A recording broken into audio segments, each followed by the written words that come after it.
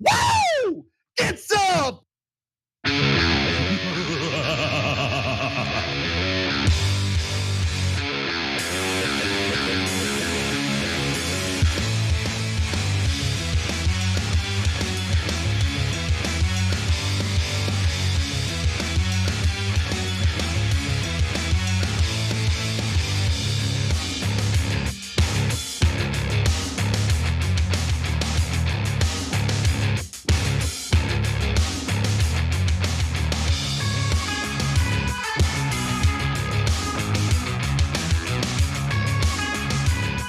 All right, welcome to the Young Turks. Cenk Ugranic Kasparin with you guys. Today's show is really, really important. There's a couple of topics in here that you've got to see. So first of all, I think the situation in Israel now is as dangerous as it has ever been. And now I'm not just talking about the Palestinians, I'm talking about the Israelis. I think things have taken a turn. We'll talk about it in a second. I think it's a danger to the entire planet. Okay, later, a story that is so perfectly symbolic of America today and the political system today. You must see it. And then in the bonus episode, Trump versus Obama and how do they speak? It starts out as a super funny clip, but what it winds up is showing you exactly how modern politics works and what the Democratic Party doesn't understand. So a lot to get to today. Don't miss any of it. Anna, let's get started. Well, we begin with yet another mass casualty airstrike that took place in Gaza. Let's get to the details. You knew there were civilians there, you knew there were refugees, all sorts of refugees, but you decided to still drop a bomb on that refugee camp, attempting to kill the Hamas commander. The latest mass casualty event in Gaza that was in fact carried out by the Israeli Defense Forces happened at the Jabalia refugee camp, where the Palestinian Health Ministry claims at least 50 people were killed. Now that was according to initial reporting, but subsequent reporting has said that the death toll has increased and we don't have an exact death toll at the moment. But it is important to keep in mind that the IDF has already taken responsibility for this airstrike, which has caused a lot of pain, death, and destruction. Before we get to the response to Wolf Blitzer's question by the IDF spokesperson, I think it's important to learn more details about this airstrike by the IDF at this refugee camp in the Gaza Strip. Let's watch. At least 50 people are said to have been killed and many more injured in a blast at the Jabalia refugee camp in northern Gaza. Well, those figures come from the Hamas-run Gaza Health Ministry, which also says the camp came under Israeli fire. We're yet to hear from the Israeli military. The BBC is still establishing the details. Pictures from the scene, as you can see, show people searching for survivors and pulling bodies from the rubble. Jabalia, in case viewers are wondering, is the largest of the refugee camps in the Gaza Strip, home to around 120,000 people before this war began, packed into an area of about 1.5 square kilometers. It's not tents, it's buildings that have been there for decades and tightly packed streets. And we think, judging by the number of people who are there looking in the rubble to try and find bodies and survivors, there are still hundreds, maybe thousands of people still in the area. Which is part of the reason why we don't know what the exact death toll is at the moment. But I will share with you what has been reported so far.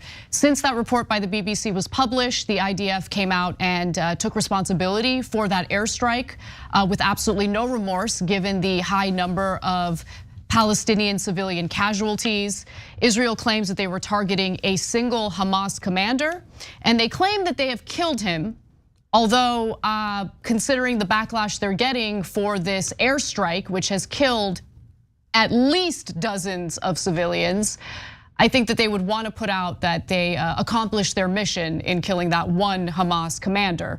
I'd like to see more confirmation of that from a third party. I don't really trust the IDF. They have been known to lie about these types of airstrikes in the past. Now, Israeli Defense Forces on Tuesday claimed the airstrikes killed Ibrahim Biari, the commander for Hamas's Central Jabalia battalion, along with neutralizing an estimated 50 other terrorists. Interesting, okay. Yeah, they call them terrorists because they're liars. So no one should believe the idea. No one in their right mind should believe a government's, like not even defense, but offensive shock troops that go in and kill innocent civilians thousands at a time and then claim that everyone they killed is a terrorist. When America does it, it's absurd. When Saudi Arabia does it, it's absurd. But it's not absurd when Israel does it. No, if you think that, you're being enormously biased. Now, here's another thing that people still claim all over the place. And I get it, it's old talking points and it's hard to get past old talking points, old way of thinking and identity, okay? That's just the reality. But people going around saying it's not an occupation. Well, what the hell is it? What are all those refugee camps? Why do the Palestinians hate the Israelis so much? Oh, because they're just generally anti-Semitic? Like having nothing to do with the fact that for 56 years, they've been living in refugee camps and in open air prisons, and they can't control their own water, power, electricity. They can't have dignity, respect for themselves at any point. A bomb, did you see the size of that bomb? We have eyes, we can see. Israeli propaganda and American propaganda is not working anymore. No one is buying that crap other than the dumb people in Washington who think, oh, we're just gonna get everybody on cable news to say Israel is awesome and the Palestinian lives don't matter, that they're scrubby little savages and we're allowed to murder them 24/7. It's not working. The rest of us are enraged, okay? And look at how badly it's falling apart. Even Wolf Blitzer, who basically worked for AIPAC, is now questioning the IDF. You've got Wolf Blitzer questioning the IDF. You're losing the people. You know why you're losing the people? If you're the right-wing government of Israel or the current right-wing government of America, I don't care what you call yourself, you're a right-wing or if you're in favor of this savagery. You're losing people because you are wrong. It is an occupation. It is brutal. It is oppression. Look at the size of that crater. Okay. I want to ask you guys, please be honest with yourselves, no matter what side you're on. Let's say you've got a terrible guy, and I'll make it as extreme as possible, killed your family. How mad would you be? I'd be super mad. And then they say, okay, that bad guy has 50 civilians around them. Innocent people, moms, dads, kids, grandmothers. Do you murder those 50 people to get the bad guy? There's a significant portion of this country and almost the entirety of our United States government who say yes, yes, we do. The entire US government, other than Rashida Tlaib and Bernie Sanders a tiny bit, are saying murder, murder, murder, murder the civilians.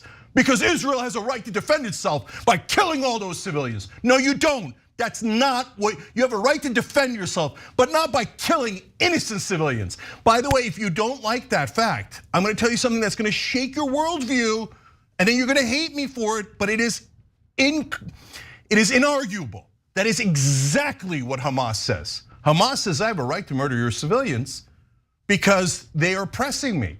And we live under occupation. We can't control our borders. We can't control anything. And look at what you do to my people. You kill us at 4 times the rate we kill you. You kill us 10 times, 100 times the rate we kill you. And we're the terrorists? And by the way, the correct answer to that is yes, they are the terrorists. But if you are 4 times worse than the terrorists, what does that make you?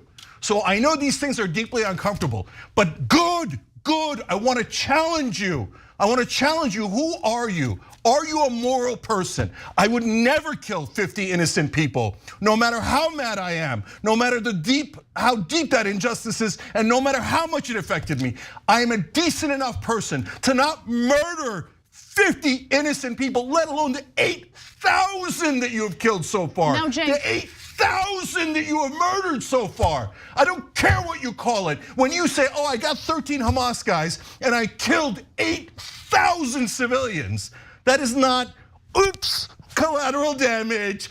Oops, there was nothing I could do. No, you purposely killed those innocent civilians. What does that make Israel? Do not let Netanyahu or the right-wing government of Israel do this to the moral fiber of Israel. Right now, the whole world is looking on with unbelievable disgust and can't believe what they're doing. It's one thing when a terrorist group does it. There's nothing we can do about a terrorist group. We're all against terrorist groups. But when a government does it, with our money and our weapons, it is righteous, I am moral, I murdered those people out of morality. No, you didn't. No, you didn't. And the whole world right now is going, Israel, you've got to stop. If you don't stop, this whole thing is gonna boil over. And now it's no longer just about the deep, deep immorality of the occupation. Now I'm significantly worried about Israel. The Houthis from Yemen are coming in. Are you guys nuts? You're gonna have the whole world attack you? Get rid of Netanyahu today. You're on the brink of absolute disaster. And then for the first time in my lifetime, an existential danger for Israel. Turn around. As a friend and an ally, I'm telling you, you have to turn around. If you don't turn around now, you're in mortal danger. But no, go ahead, kill more, kill more, kill more, kill more, and see how that works. It's gonna work terribly. It's gonna work terribly, and it's endangering everyone inside Israel, let alone those poor, poor Palestinians. And if you don't think they're poor Palestinians and you don't care about them, I'm sorry, but you're a terrible person. If you say innocent lives, I don't care because they're Palestinian, you're a terrible person. That's reality. If you don't like it, that's a sad day for you. So it wasn't just one airstrike. The Associated Press has more information on what happened here. They reported that at least 6 Israeli airstrikes hit residential dwellings in the heart of the refugee camp on the outskirts of Gaza City, citing the Hamas-run Interior Ministry. Yeah. Every time there's an excuse, kill hundreds, thousands of civilians. Oops, we did it again, what a mistake. No one is buying that crap. The only people that buy it are people in Washington who would like to make more money for defense contractors and oil companies. No one else is buying that crap. The whole world is united in saying, don't do it, Israel. Don't do it, you're much stronger. Do not keep bombing those poor people. But no, go ahead, Netanyahu hasn't had enough. So he's gonna just endanger Israel and keep killing people. Now, Cenk mentioned that 8,000 Palestinians have died as a result of Israel's airstrikes and bombardment. The number has increased. At least 8,525 Palestinians have died in the violence in Gaza. According to the Palestinian Health Ministry, more than 21,500 civilians have been wounded since October 7th. The ministry reported, pushing hospitals to the brink of collapse. I also want to note something. I want to address something that keeps getting brought up by those who feel the need to either provide cover or defend Israel's ethnic cleansing of Palestinians in the Gaza Strip. When we give you guys the number of civilians who have died, oftentimes the response to that is, no, don't pay attention to that. We must discredit that because the Palestinian Health Ministry is run by Hamas. I would just ask you all to please look back at recent instances of fighting between the IDF and Hamas in Gaza. Take a look at the death toll as it was reported by the Palestinian Health Ministry, and then compare it to what various humanitarian groups reported in regard, through their own analysis, through their own count, what they reported in regard to the death toll. Very similar, very similar. So the idea that this is not credible is laughable to me when they have a history of reporting accurate numbers of civilian deaths. With that said, though, I gotta add one thing to that. Okay. There's 6,500 specific names that the Palestinian Health Ministry released yesterday. These are the people that you killed. They're civilians. Here are their names. You still want to hide behind, we think maybe one bomb was in Israel. Maybe one bomb was in Israel. What about all the other bombs? You think there's no civilians killed in Gaza? Look, if you think that, you're so delusional that you really, you're not seeing straight. Well, it's an admission, right? It is an admission. Because the civilian death toll is so high and it's so bad. It's an acknowledgement that it's bad. It's an acknowledgement that what the Israeli military is carrying out is the intentional targeting of civilians. You have a death toll this high, that's the reason why they're trying to deny it. Why would they deny it? Yeah. If they're actually carrying out these airstrikes, keeping in mind the civilians and how to prevent as many civilian deaths as possible, okay? The death toll wouldn't be this high. So they're trying to pretend as though this is all fake because they know in their heart of hearts they're not doing what it takes to prevent civilian deaths. And look, I'm not stupid. I understand that in the process of going after Hamas, it is a tragedy of war that some number of civilians are gonna get caught in the crossfire, they're gonna die, I get that. But look at these numbers, everyone. Look at these numbers. This is not a regular war. Anyone who tells me or anyone else that they are doing what it takes to protect civilians as they go after Hamas, I'm not stupid, and I don't like having my intelligence insulted by people who are literally carrying out ethnic cleansing in Gaza right now. And I'm gonna say it, it's ethnic cleansing. How can you deny it? With that said, I want you to actually listen to more of the context featuring Wolf Blitzer and the IDF spokesperson. This is Richard Hetch that he's talking to. The flippant answers to what Wolf Blitzer, who is a huge proponent of the Israeli government of Israel, just pay close attention to it because it tells you everything you need to know about the ideology and the mentality of the IDF as they're going after Hamas and protecting civilians as much as they can. Let's watch. But even if that Hamas commander was there amidst all those Palestinian refugees who are in that Jabalia refugee camp, Israel still went ahead and dropped a bomb there, attempting to kill this Hamas commander, knowing that a lot of innocent civilians, men, women, and children, presumably would be killed. Is that what I'm hearing? That's not what you're hearing, Wolf. We're focused on this commander, again, who you'll get more data who this man was, killed many Israelis. We're doing everything we can. It's a very complicated battle space. There could be infrastructure there. There could be tunnels there. We're still looking into it and we'll give you more data as the hour moves ahead. But you know that there are a lot of refugees, a lot of innocent civilians, men, women, and children in that refugee camp as well, right? This is the tragedy of war, Wolf. I mean, as you know, we've been saying for days, move south. Civilians that are not involved with Hamas, please move south. Yeah, I'm just trying to get a little bit more information. You knew there were civilians there, you knew there were refugees, all sorts of refugees, but you decided to still drop a bomb on that refugee camp attempting to kill the Hamas commander. By the way, was he killed? I can't confirm yet. There'll be more updated. Yes, we know that he was killed. That was quick. I mean, that was quick. I can't confirm it. Oh, yes, he was killed. Seems a little fishy. Hold on, Cenk. But one other thing I want to mention. He keeps saying, well, I mean, we keep telling them to go south, get out of the north, go south. We're gonna bomb the hell out of the north. And get a load of this.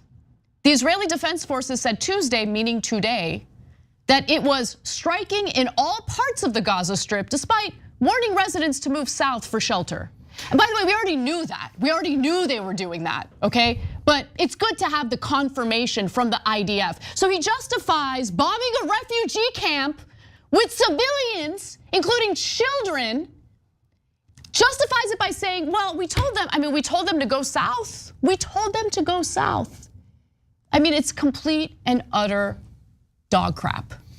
Okay, I'm sorry, but I'm gonna have to use an analogy here that is apt, and I wish it weren't so. The Turkish government, or back then the Ottoman Empire, told the Armenians to move south because they were gonna kill people in the north. And then they marched them south. And that's what we call the Armenian genocide today. You don't just move millions of people and then massacre them on the way.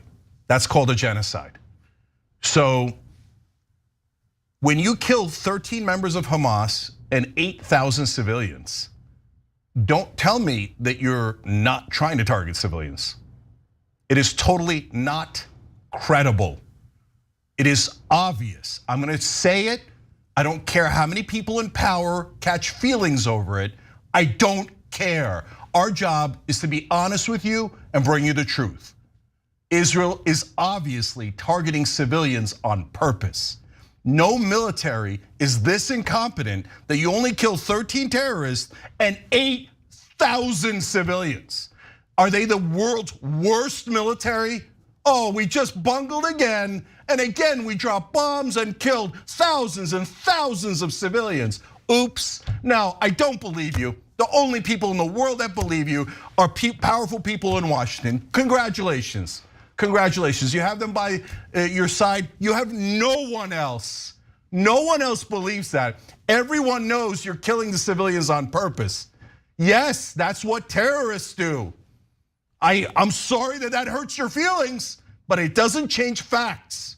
The facts are there's no question in the world Israel is killing those civilians on purpose. Imagine losing Wolf Blitzer. Wolf Blitzer, I'm sorry, but the man who couldn't ask a follow-up question if his life depended on it, repeatedly asked the same question to that IDF spokesperson. 3 times he asked the same question. He could not. You lost Wolf Blitzer. Yeah. Imagine being so extreme in what you're carrying out that you have lost a member of the corporate media who has historically, throughout his entire career, provided cover for the war crimes that the IDF has committed.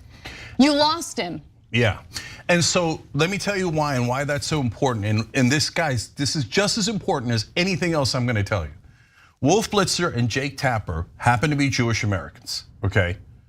And look at them doing the right thing. And look at them aggressively challenging the IDF and the Israeli government. This is not about religion. This is not about ethnicity. This is not about Jews. Do not ever, ever, ever make the mistake of thinking, oh, this is about Jews or Jewish thing, etc. It is not. It is a power dynamic. Unfortunately for human beings, whoever's more powerful crushes those who are less powerful. I hate that fact about humanity. And yes, if the situation was reversed, the Palestinians would do it to the Israelis. But we're not asking for the situation to be reversed. We're asking for 2 states that make a peace deal. Oh, that could never happen. You're wrong. It's a 100% fact that it can happen. It already did happen, and not just in a faraway land, in Israel. They made a deal with their worst enemy, Egypt. And since then, they have had over 40 years of peace with Egypt. More war gets you more war. More death gets you more death. Peace gets you stability and an ally instead of an enemy. This isn't about Jews or Muslims. This is about power dynamics. And Israel right now is powerful, and in their arrogance, they think it doesn't matter if we kill them. because we're powerful and we have America behind us and we could do anything we want.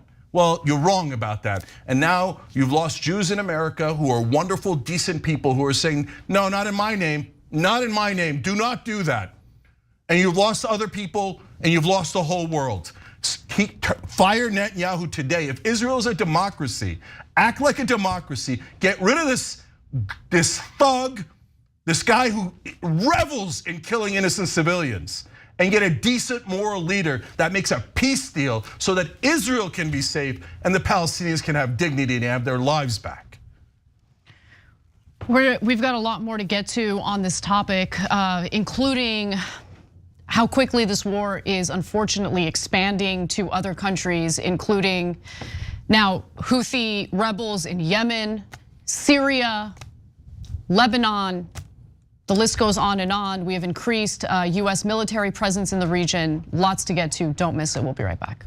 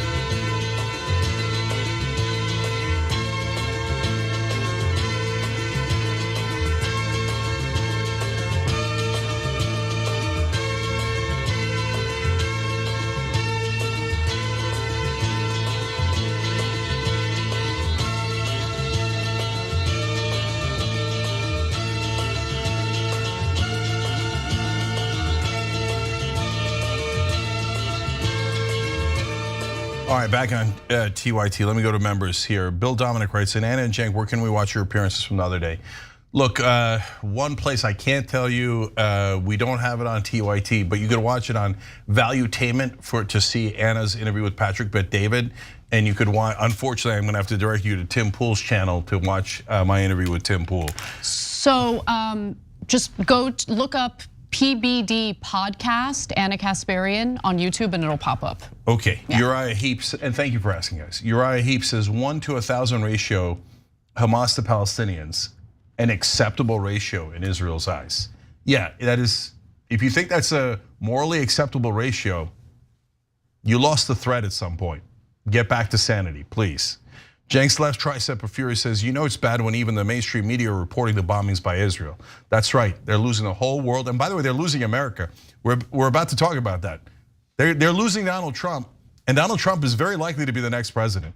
I hate to break it to you if you're living under a delusion that he isn't leading. He's leading by a lot. Okay, the next TYT reporter says, I wish people would stop calling this a war. A war requires both sides to have standing armies. They're just slaughtering civilians. That's just genocide. The throat dragon, look, by the way, it hurts my heart to call what Israel's doing genocide because of what's happened to Jews in this world. And if you don't have sympathy for what has happened to Jews throughout their entire existence in all different parts of the world, again, you lost the thread. Regain your humanity, okay? But that does not justify what is happening today. Those are two separate issues, and both sides have to treat them as separate issues. Okay, the throat goat dragon says there's something called proportionality in war. For instance, bombing a refugee camp and killing dozens of innocent civilians just to kill one enemy combatant would be a disproportionate attack on innocent people. Israel's just openly committing war crimes because they know the United States will protect them from any consequences. And so far, their calculation is right. I think that their calculation is going to be wrong in the long run. That's why I'm now so worried about Israel. They got to turn around immediately for reasons we're about to explain in the next segment. But yeah, if their calculation is Joe Biden will do anything we tell him to do, that calculation is correct. Joe Biden has no conscience on this at all and has never considered Palestinians human beings. Never, not in his entire career. He's always treated them like dirt, like they don't matter at all. He has no sympathy for them, no humanity for them at all. And even after 8,000 dead, he hasn't said one kind word about a single Palestinian. That's who he is. We'll be back.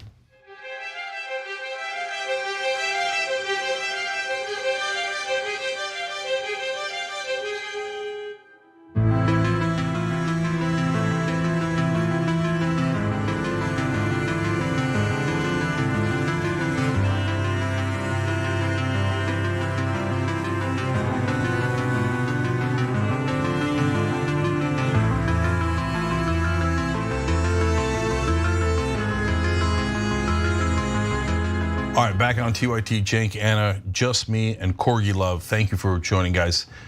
Members make us possible. And so if you see us doing honest news, thank a member. All right, Anna. All right, we've got more on the ongoing war and slaughter of Palestinians in the Gaza Strip, but also what this means in regard to geopolitics and the possible expansion of this war. Let's get to it. We witnessed the most vicious attacks on the north of Gaza. They were aerial bombardments, naval fire, and border fire altogether. Every once in a while, the sky would turn into an orange color.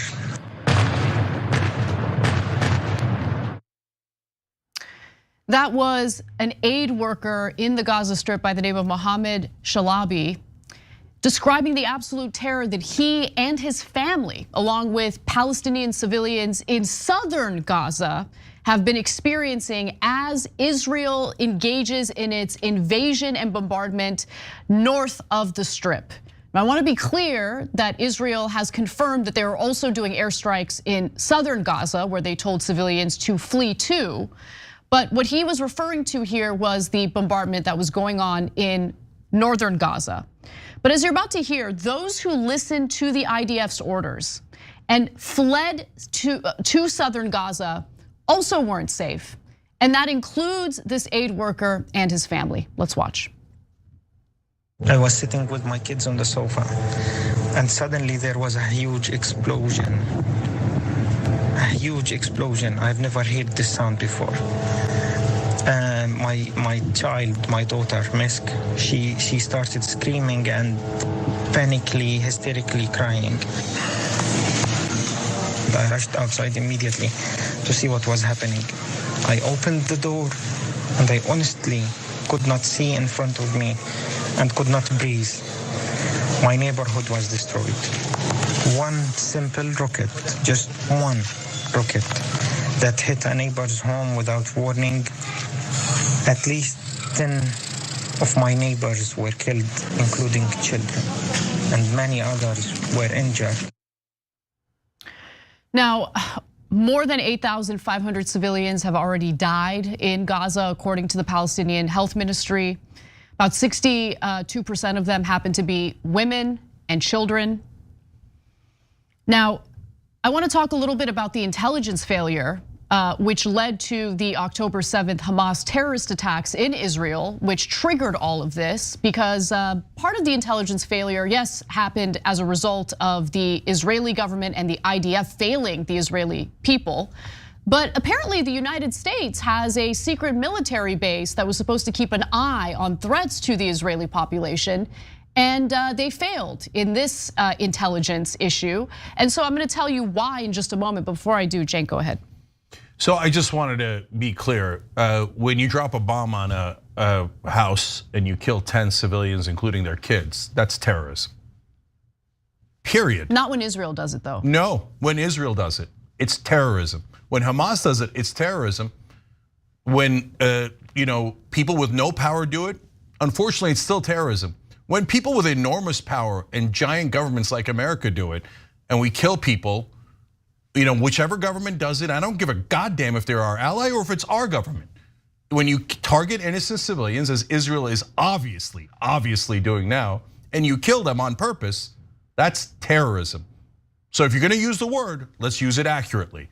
So every bomb that Israel drops that drops on innocent civilians is an act of terrorism. Funded by us, the United States government, using our weapons by American defense contractors.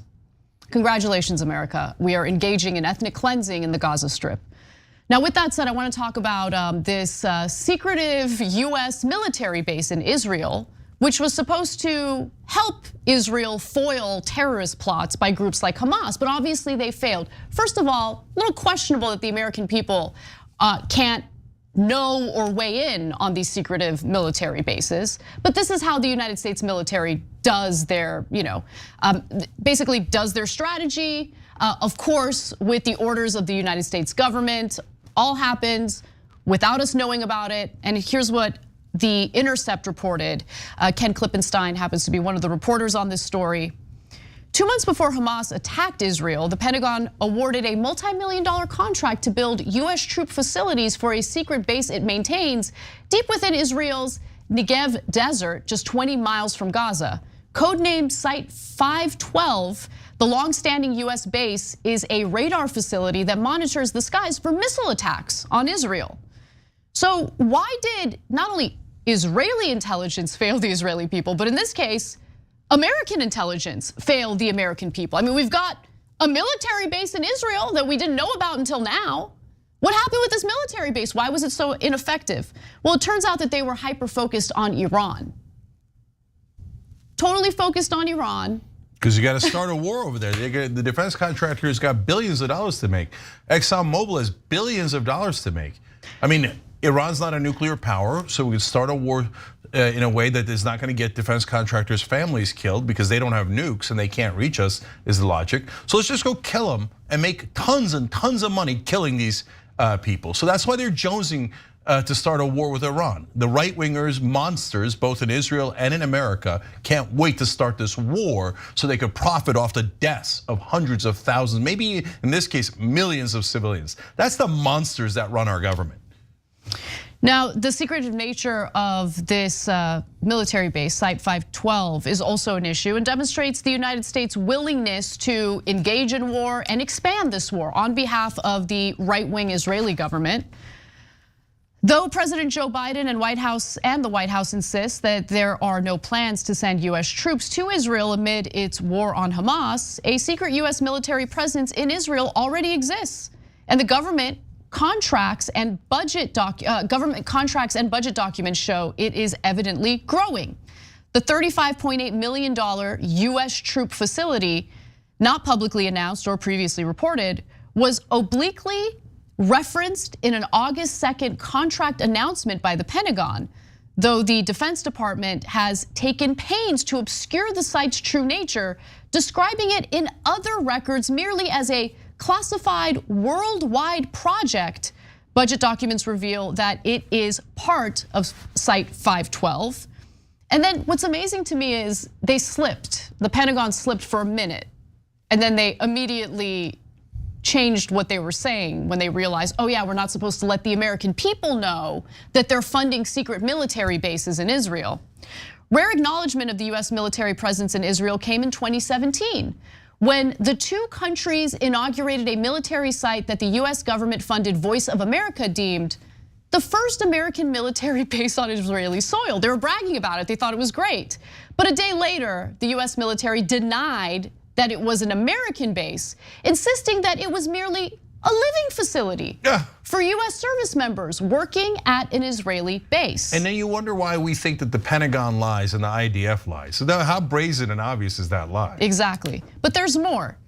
So according to The Intercept, Site 512 has previously been referred to as a cooperative security location, a destination that is intended to confer a low-cost, light footprint presence, but has been applied to bases that, as The Intercept has previously reported, can house as many as 1,000 troops. So the notion that the United States government has not been sending troops to that region, to Israel, to essentially be there when Israel decides they're going to expand this war, that they're going to put their foot on the gas pedal. They're there and they're ready and willing. And so that's really scary when you consider that we are providing cover for Netanyahu and everything he wants to do. The treatment of Palestinian civilians, the slaughter of Palestinian civilians has led to rage in the Arab world. And that has also led to anger and hostility toward Israel. And Israeli civilians are gonna end up suffering as a result of that. And it is awful and should be prevented. But instead of taking the measures to prevent it, the Biden administration is cheerleading what the Israeli government is doing along with the IDF. Now, as a result, okay, Hamas's attack, as a result of Hamas's attack, the US put troop deployment on overdrive. Following the attack, the US doubled the number of fighter jets in the region and deployed 2 aircraft carriers off the coast of Israel. And even though Biden is clearly hawkish toward Iran to the point that it made our military blind to Hamas's plot, Republicans like Mitch McConnell are now accusing Biden of being weak on Israel, which is laughable to say the least. Now, the US military's involvement in this war has now expanded to fighting Yemen's Houthi rebels, who for the first time have actually admitted to conducting attacks against Israel. That includes drone strikes and missile strikes. The Houthis had been suspected of an attack earlier this month targeting Israel by sending missiles and drones over the crucial shipping lane of the Red Sea, an assault that saw the US Navy shoot down the projectiles. Okay, so now we've got a faction in Yemen involved in this war. We have various high-level members of the Israeli Defense Forces considering a preemptive war against Lebanon. Insanity. You have the United States on behalf of Israel conducting airstrikes in Syria. There is more and more talk about going after Iran, which of course is providing support to various terrorist groups, including Hezbollah and Hamas. This is expanding very quickly and it's incredibly dangerous. And we're all sitting around pretending like the actions of the Israeli government is completely justified. The slaughter of thousands of innocent Palestinian civilians is totally justified, and that this is totally fine. We're just barreling toward World War III. I don't say that lightly. I know that there's been all sorts of fear mongering about World War III ever since Russia invaded Ukraine. Now, I'm genuinely concerned that World War III is a reality. Yeah. Okay, so let's take this one at a time. So Hamas attacks Israel. Everyone, almost all decent people outraged at Hamas, outraged at what happened. Everybody's sympathy goes towards Israel. What has happened since then? Netanyahu has taken that sympathy and burned it to the ground. And now he said, okay, you think Hamas is bad? Wait till I kill 4 times as many civilians, and I haven't even gotten started yet. Now I'm gonna do the ground invasion, I'm gonna do a broader war, preemptive attack against Lebanon. Now the Yemen's involved in the war. And he's like, wait till you see the death and destruction that I commit. And now the whole world's yelling at Israel instead of Hamas. Can you play this any worse? Like if you can't see straight, then you can't see straight, right? But if you're being objective about this, Netanyahu has given away the moral high ground, has given away the sympathy that Israel had for the first time in a long time, right? And now is back to being considered the bad guys. Just terrible, terrible politics, the world's worst politics, right? I know he gets to stay in power a little longer, so this monster doesn't mind. Come on, Israel, come on, we got rid of Dick Cheney, come on. So you got this, if you're a democracy, get rid of this guy. Now I'm gonna tell you why he's an existential danger to Israel in a second. Go ahead, Ann. I have to say something because, look, I remember the United States preemptive war into Iraq. I remember what we did in Afghanistan. And I also distinctly remember the two of us very aggressively calling out the war crimes that the United States was carrying out in those wars, okay? Remember what Chelsea Manning was imprisoned for? Remember what Chelsea Manning was in solitary confinement and tortured for? Chelsea Manning was the one who gave to WikiLeaks the proof that our military was doing drone strikes on civilians, okay? That was not only a war crime, it was something that was so aggressively condemned, and it should have been condemned. I'm happy it was condemned. So I just need someone to explain to me right now why it was justified, and I believe it was justified, to criticize what the US military was doing in those wars. But somehow we're supposed to pretend as though there is a double standard that provides cover for the IDF carrying out those types of war crimes and much, much more. Please explain that to me. Yeah. Why is Israel so special that they get to carry out whatever they want to carry out, and we who fund what they're doing need to just shut up and provide the money and the weapons and not say a word? Why? I want to know why. We'd be nuts to send Israel more money. Nuts. Nobody wants it, and American people don't want it.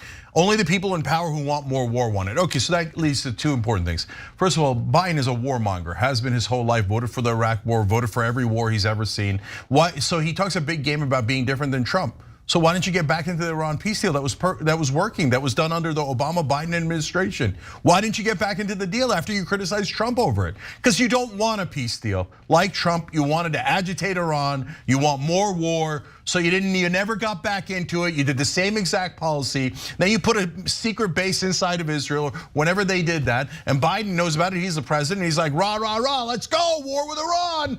Because there isn't a war that Biden hasn't loved. All right, now, most important part, guys. Houthis firing drones and missiles that can go over 600 miles into Israel from the south. What the hell's Yemen doing in this war?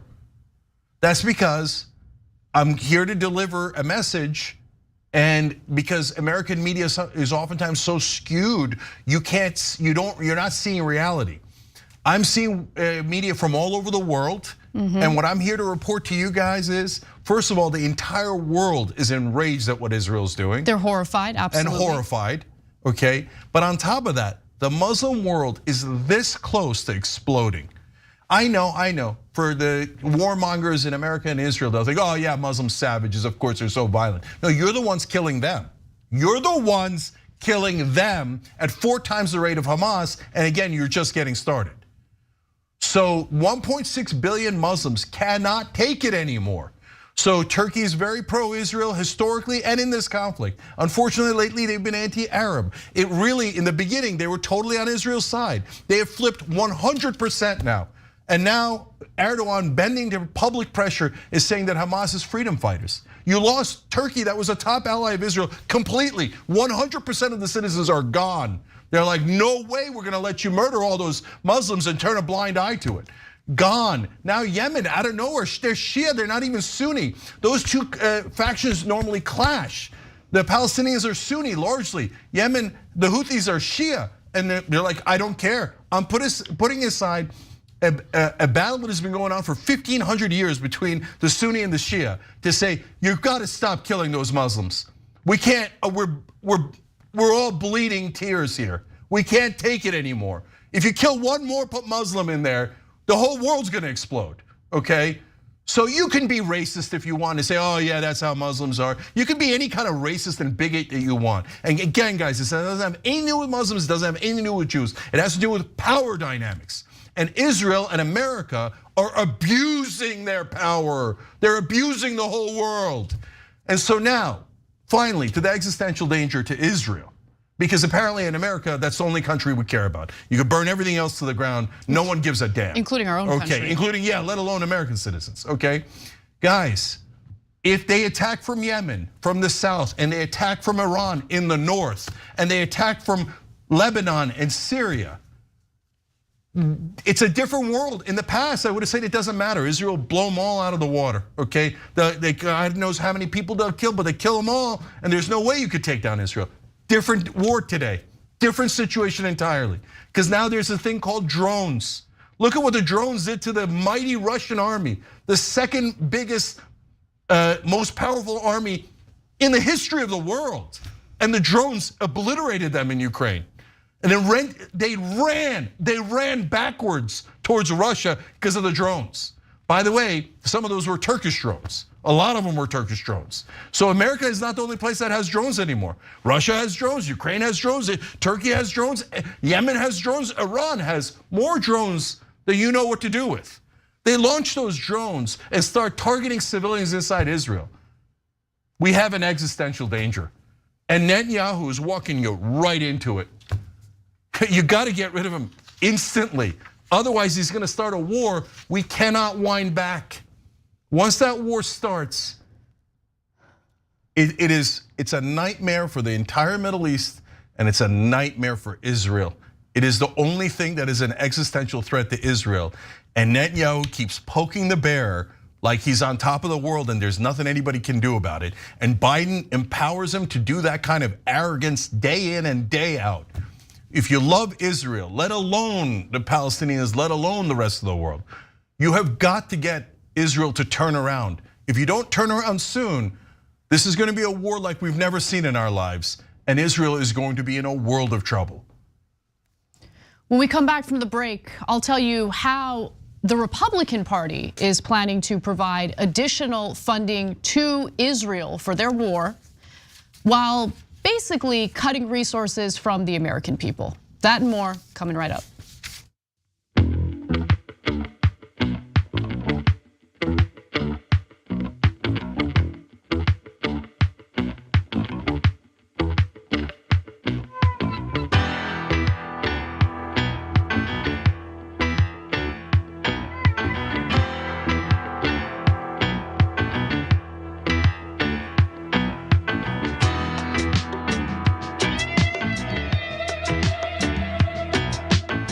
Back on TYT, let's go to members. Lou B wrote in, I appreciate the difficult work which TYT engaged with every day, heroes to fight for from the battlefield. Thank you, Cenk and Anna and crew. Thank you guys, appreciate it. And I'm gonna read a couple of critiques and one that is a really good one to address. And so let me address those. Uriah Heap writes in, Cenk, what do you tell a Palestinian if you had a chance to speak to them personally, politically astute as you are? I feel you'd be suffering from lockjaw due to your moral outrage. There ain't no words for outrage. No, you're totally wrong. I love you, but you're wrong. I know exactly what I would tell the Palestinians, and I've told them this in the past, meaning like on air. Guys, you must do the diplomatic solution. You must argue for the 1967 borders. And you must tell the world, you're gonna leave us no other option if you do not take this diplomatic option. At every turn, you must acknowledge the state of Israel. Of course, Hamas having that in their charter, dumbest thing in the world. Oh, we're gonna wipe out Israel, really? Really, how, you morons? And all that does is it hurts Palestinians to say stupid things like that. Offer a real peace deal, take a real peace deal, and do a diplomatic blitzkrieg, and say anything you like, but don't attack. By the way, here, look, this is a very dangerous one, and I wouldn't recommend this. But another thing that they could do that it's too late for anyway, and again, I'm not in favor of this, but there are other options. You can say, hey, look, we're gonna put a deadline in it, a year from now, both Fatah and Hamas. We want a peace deal, we want 1967 borders, we want 2 states, period. But if a year from now, after we've tried diplomacy for 57 years, you guys say, no, screw your diplomacy, screw peace, we're never gonna give it to you, then we're gonna attack. Then we're gonna attack and you're gonna kill us all, but we're gonna attack because we want peace first.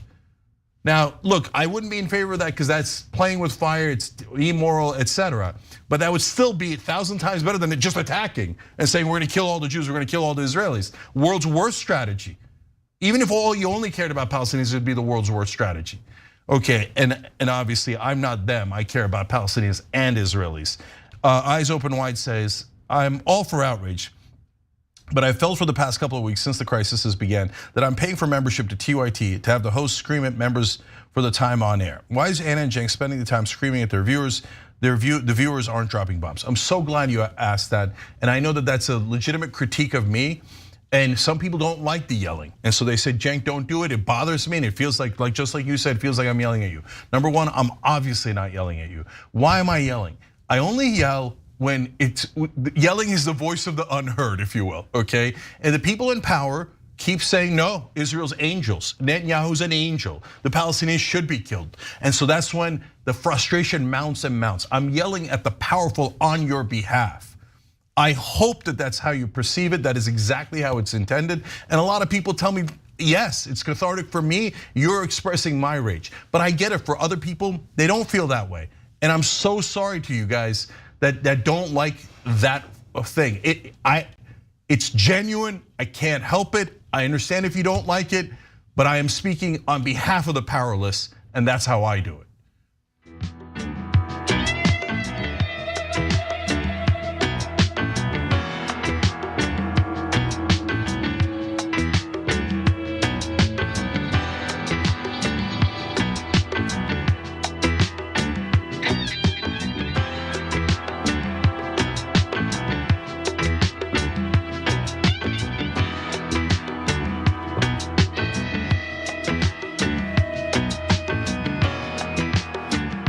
All right, back on TYT, Cenk and Anna and Shanna Krabi and Abdullah Gutali.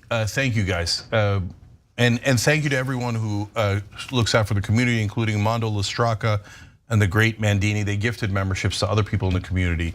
Thank you guys. You can join through the join button below on YouTube or tyt.com/join.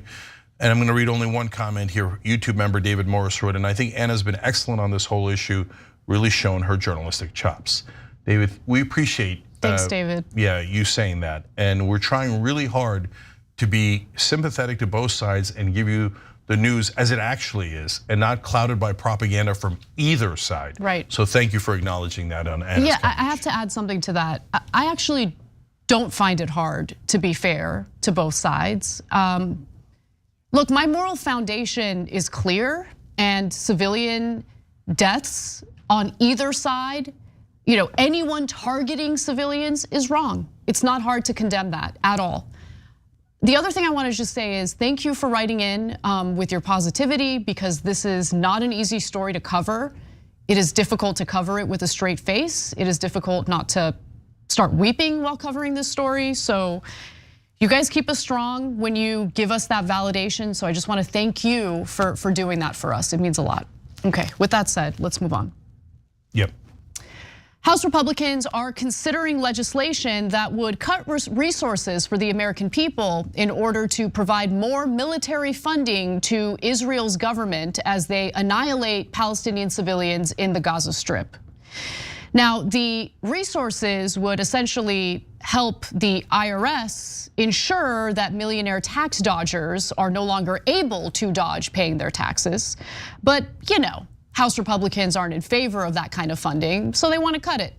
The legislation released by the House Rules Committee calls for approving roughly $14 billion, primarily in military aid to Israel, and cutting about the same amount from the IRS budget. Now let's hold up for a second, because some of you might be thinking, no one likes the IRS.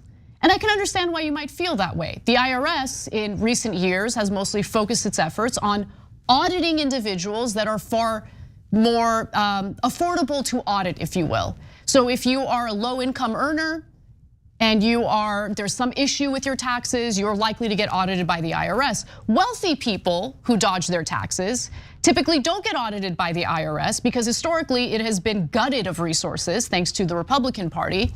And so since it costs way more money to audit the complicated taxes of the wealthy elite, they have focused their energy on normal, everyday working people. Now, one of the good things that Biden did was he ensured that there was money allocated for the IRS in order to solve this problem. $80 billion. That $80 billion was part of the Inflation Reduction Act. Not only was it meant to hold the wealthy elite accountable, it was also meant to, bring revenue into the federal government.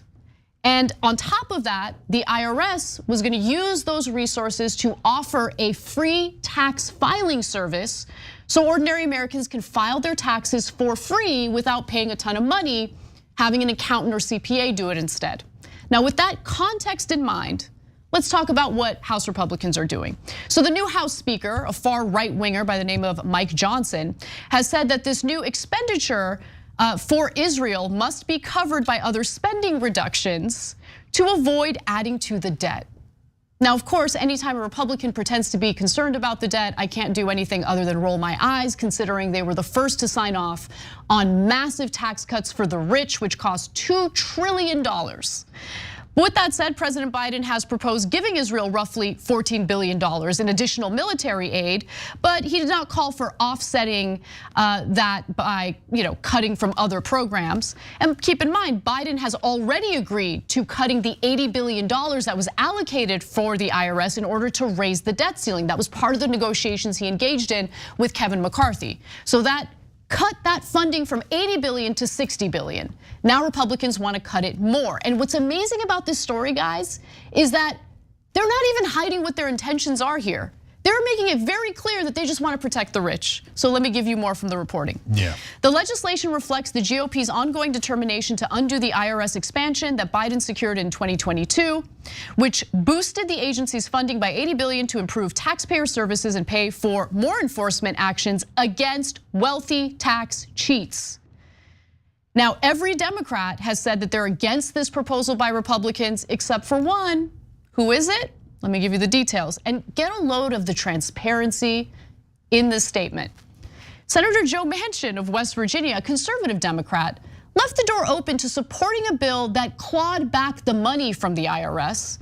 The IRS needs money for technological modernization, he said, but could do without money for increased tax enforcement on high income earners. Wow. It's amazing. How's that for telling on yourself? How's that for saying I'm a bitch of the rich and I serve them like an effing servant? You lick their boots too, Joe Manchin? I bet you do. I bet you do. If a donor tells you, hey, I got a big fat check for you. Come here, little doggy. Joe Manchin's on the ground licking their goddamn boots. Cenk, sorry to interrupt you, but I have to add one other thing. Remember, we're not just talking about politicians looking out for their wealthy donors. We're also talking about politicians looking out for their wealthy selves. Because Joe Manchin makes a lot of money. I mean, he makes $500,000 a year alone on his family-run coal business. Yeah, he owns a coal mine. He makes tons of money from that. He lives on a yacht. He literally lives on a yacht. And this guy's like, I'm a West Virginian. Are you? You live in a yacht in Washington, okay? I'm a moderate, and I got all my corporate propaganda in the world. I mean, cable news telling you I'm a moderate. What part of this is moderate? To help the rich? Cheat on their taxes? You think that's a moderate position? That's a disgusting, extremist, radical position that almost no one in the country agrees with. So go ahead, cable news, call him moderate one more time. Go ahead, New York Times, Washington Post, call him moderate one more time. In reality, over 80% of Americans want to raise taxes on the rich, and almost 99% want the rich to pay their taxes and not cheat on their taxes. But Joe Manchin, with a position of supported by approximately 1% of Americans, is called a moderate 24/7. Okay, this story is perfectly symbolic. First reason is the one we just mentioned. The second reason is the Republicans say, oh yeah, we'd love more war, funding more war. So it goes to all the money goes to the defense contractors, and then they funnel some of it back in bribes, campaign contributions back to us. We love it, but we won't fund that war that we actually, of course, are gonna fund no matter what, unless you give us more tax breaks. But in this case, it's literally, unless you allow our rich donors to cheat on their taxes, to cheat and rob the average American taxpayer. Is there a single Democrat in the country who is speaking with clarity on this issue? The Republicans are handing you a gift. They're saying we want the rich to cheat on their taxes and to rob the average American. And the Democrats are like, how do I fight back? I don't know. Jesus Christ, man. The Democratic Party is in shambles.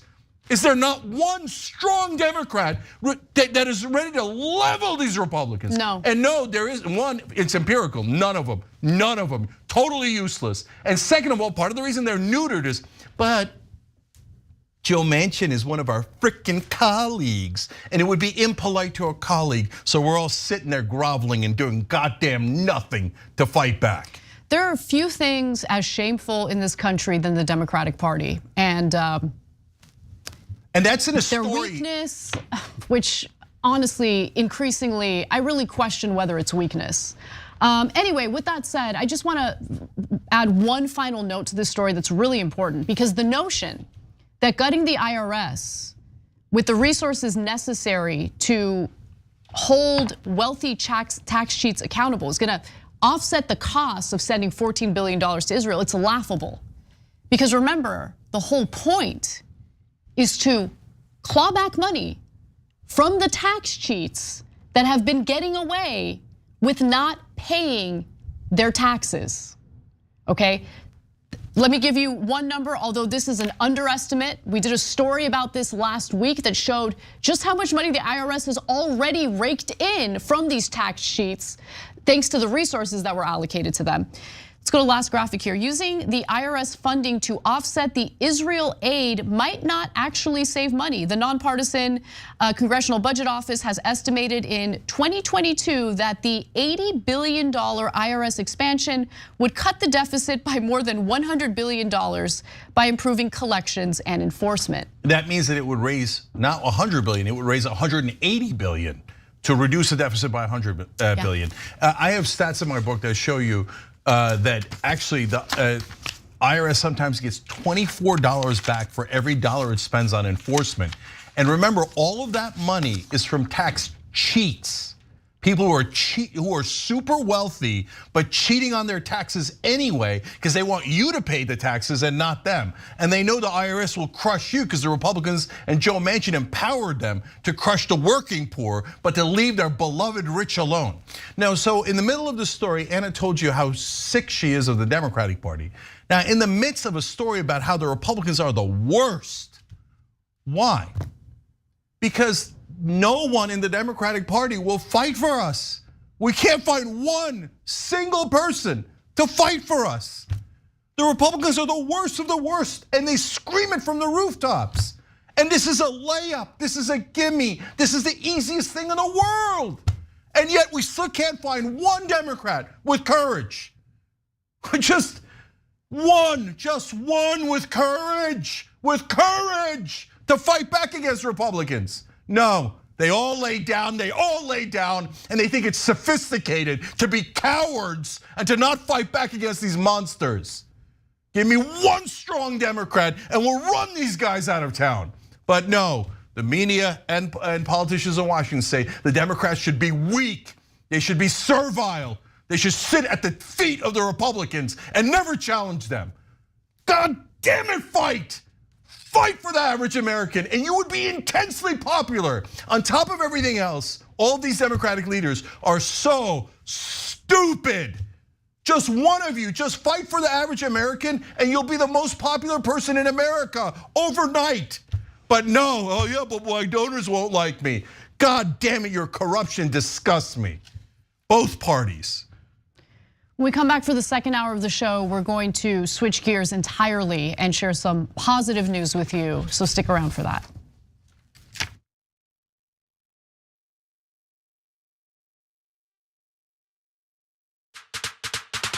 Indisputable, exclusive, disputable, exclusive. We brought you this first. No other news agency has this video. No other news agency has this story. Every week on Indisputable, we do original, exclusive, investigative reporting you'll find nowhere else. Our reports have been viewed by millions. Hosted by Sean King, Ben Crump, Senator John Ossoff. You, through your investigative reporting, unearthed very troubling allegations about specific forms of abuse and discrimination in the federal prison system. We catching these cases on camera. Just imagine the things that we don't see. Our groundbreaking investigations and exclusive interviews bring you the real voices no one else wants you to hear. We tell the stories. Imagine a prison that is so racist, the corrections officers contact me. That is a life or death situation being created. A black woman who was driving for Uber was allegedly assaulted by a white male passenger. After we got involved, roughly 24 hours later, the police all of a sudden opened up an investigation. What was going through your mind when bullets were simply flying inside of your vehicle? Honestly, I thought I was going to die. Did these officers ever say that you fit the description of somebody they were looking for? Did they say that? Never. Okay, that means they lied. And we want you to be part of our truth-telling movement. Send pictures and video of stories no one else is telling and a 1 or 2 paragraph summary of the story to Indisputable's exclusive tip line at indvideos@tyt.com. If you have more information about what's happening at this particular facility, please let me know. Together, we're challenging the system, and together, we're making a difference. I have the entire background to this story, and it is going to make your blood boil. Indisputable with Dr. Rashad Ritchie, unveiling the truth, empowering the people. Weekdays at 2:30 p.m. Eastern, 11:30 a.m. Pacific.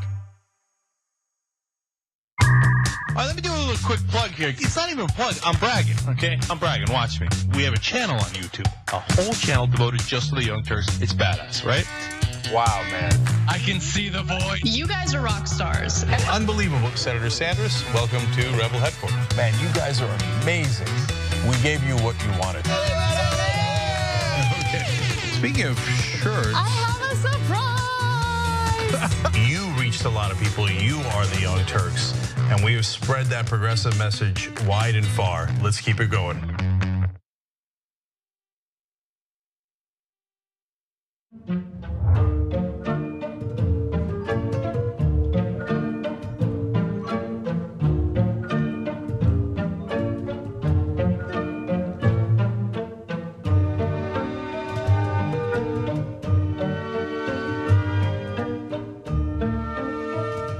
We've been around for about 20 years and we have about 20 billion views. Am I proud of that? Hell yeah, I am. We put out 20 billion messages in a bottle. Have we helped to move now 2 generations, millennials and Gen Z, to become progressive?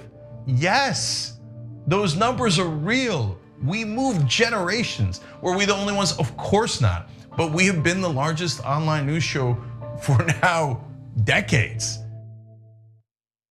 Cool news, shoptyt.com now has books. There's a whole bunch of books there. You're gonna be shocked to find out that they're largely progressive. Of course! Ryan Grimm's book, We've Got People, is there. It's a fantastic story from Jesse Jackson to Bernie Sanders to AOC that explains the progressive movement probably better than any book I've ever read. Speaking of awesome books, my dad's got a book out called The Original Young Turk, where he goes from the poorest olive farmer you ever met in your life to living the American dream. All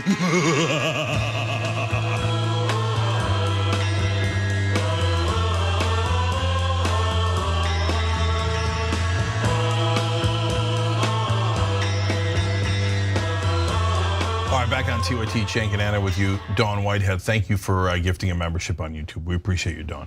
Anna. Well, let's switch gears and get into some good news, starting with the United Auto Workers and what appears to be quite a victory. With this tentative agreement, we've not only won at GM, but over the course of the last 6 days, working around the clock, we have reached tentative agreements across each of the big 3. When I think about where this fight began, one thing is abundantly clear. They underestimated us. They underestimated you. These corporations had no idea what was coming for them, and they have no idea what's next. That was United Auto Workers President Shawn Fain, who should consider running for president. With that said, the UAW has officially signed tentative deals with each of the big 3 automakers, which is a big deal considering this ongoing strike.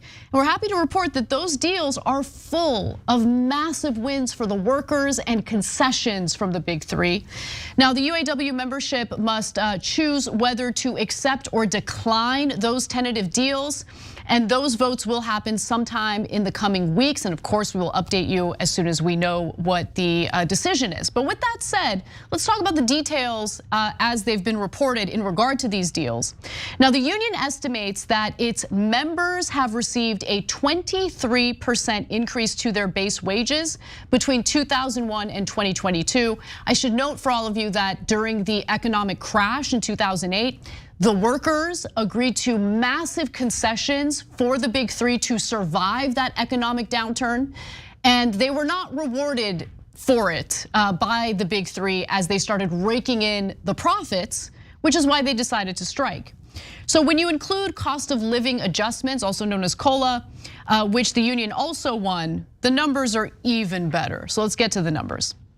Over the course of the 2023 contract, the starting wage for GM workers will increase about 70%. The starting wage for Stellantis workers will increase about 67%, and the starting wage for Ford workers will increase about 68%. Over the course of the 2023 contract, the top wage for GM, Stellantis, and Ford workers will increase about 33%. Okay, so the UAW has also made it easier for workers to get paid more faster.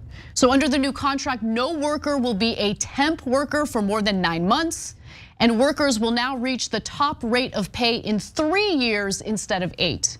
Now, between these wage hikes, a $5,000 ratification bonus, and an estimated $8,800 in cost of living adjustments, most UAW workers are expected to realize economic benefits worth $68,200 over the life of the contract. And the UAW's deal with Stellantis also includes, this is incredible, this is kind of unprecedented, okay? Reopening a plant in Illinois that was idle since last spring, and that actually ended up leaving 1,000 workers without a job. They're gonna be able to reopen it as part of these negotiations. On top of that, the UAW also negotiated for their agreements to extend to workers some of the big three's electric vehicle battery plants. So this is how they now have a buy-in when it comes to moving toward electric vehicles. Now, other details in the agreement which are still pending, I want to be clear about that. Stellantis workers won the right to strike over plant closures, as well as, this is super important, product and investment. So basically, they are now able to strike if they notice that any of the big three are using their profits to do stock buybacks or unfair dividends to their shareholders, which is excellent. Ford workers won the right to strike over plant closures, and as of reporting this, it's unknown whether or not GM workers won similar provisions. So there's a lot more to get to. Believe it or not, that's not the end of the big wins here in the new contracts. But before we get to it, Cenk, I want to give you an opportunity to weigh in. Yeah, so guys, this is a gigantic victory. So, and it's really important outside of this particular area as well. But first, I want to focus on the numbers. $68,000 for every single person working at those plants over the life of the contract. Extra $68,000. Can you imagine getting an extra $68,000 over the course of those years? Now that's a win. For the new people coming in, sometimes up to 70% higher wages. It turns out, guys, they could afford it all along. Now, we tell you here, it's all case by case, big company, small company, profitable, not profitable. So sometimes there are real companies that are in trouble, like Rite Aid. We talked about that in a previous show. But these companies made a $250 billion over the last 10 years or so. No, they're swimming in profits. So it turns out, as we told you, they could have afforded it from day one. They were just choosing not to share it with the workers, because before this, the unions had sat down and had become the obedient dogs of corporations. The union leadership. The union leadership, not the union workers. The union leadership had totally sold out. Look at they were giving all that money away. Oh yeah, sure, abuse us. We're never gonna fight back, right?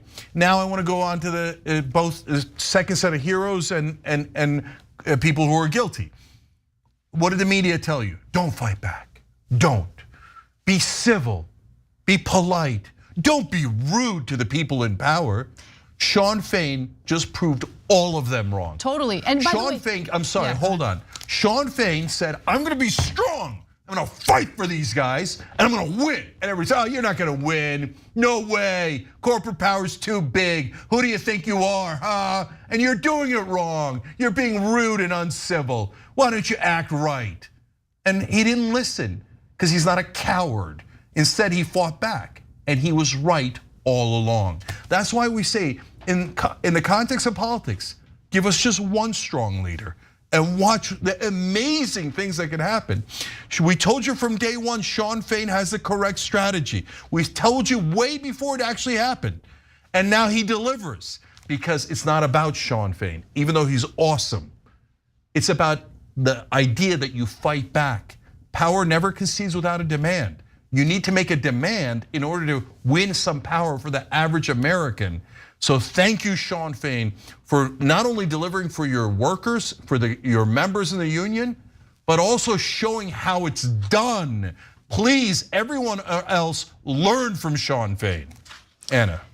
The only thing I wanted to add to that is The other thing that the corporate media tried to do was pit ordinary Americans against the workers striking, because the argument was, oh, the strike is gonna be so devastating to your personal finances. It's gonna lead to increased prices for cars. And I'm really, really proud of the American people, because they didn't buy that garbage, they didn't take that hateful bait, and instead showed a significant amount of support to the striking workers. And that's why I love this country and I love the American people, regardless of what their political affiliation happens to be, because at the core of all of us is this fierce fight for justice, a fierce fight to look out for one another, and I want to get back to that place. We saw a little bit of that when it came to this strike, and I think that we can band together to fight on behalf of one another in lieu of our politicians, by the way. And so just keep that in mind. Final thing I'll say is the UAW swung for the fences and got a lot of their demands, but not everything they wanted. So this, I don't think, is gonna be an issue when it comes to the workers signing off on the agreement. We'll see. I don't want to speak on their behalf. However, the UAW initially demanded a 32-hour work week and pledges from the automakers that if they closed any factories, they would continue paying workers indefinitely to do community service. But those terms didn't make the deals. The union also failed in its bid to restore defined benefit pensions for all workers, but it did force the automakers to increase their contributions to 401k retirement accounts. And look, this is just my personal opinion. At the end of the day, what matters is how the workers feel about it. I think given the other massive concessions, what they didn't get is really not that big of a deal, okay? A 32-hour work week is amazing, and I would love that. But I don't think that's gonna be the sticking point for the workers, considering how much they're going to see their pay increase as a result of these concessions. Yeah. So I have a last thing to say. First of all, just real quick on that, Sean Fain, again, brilliant.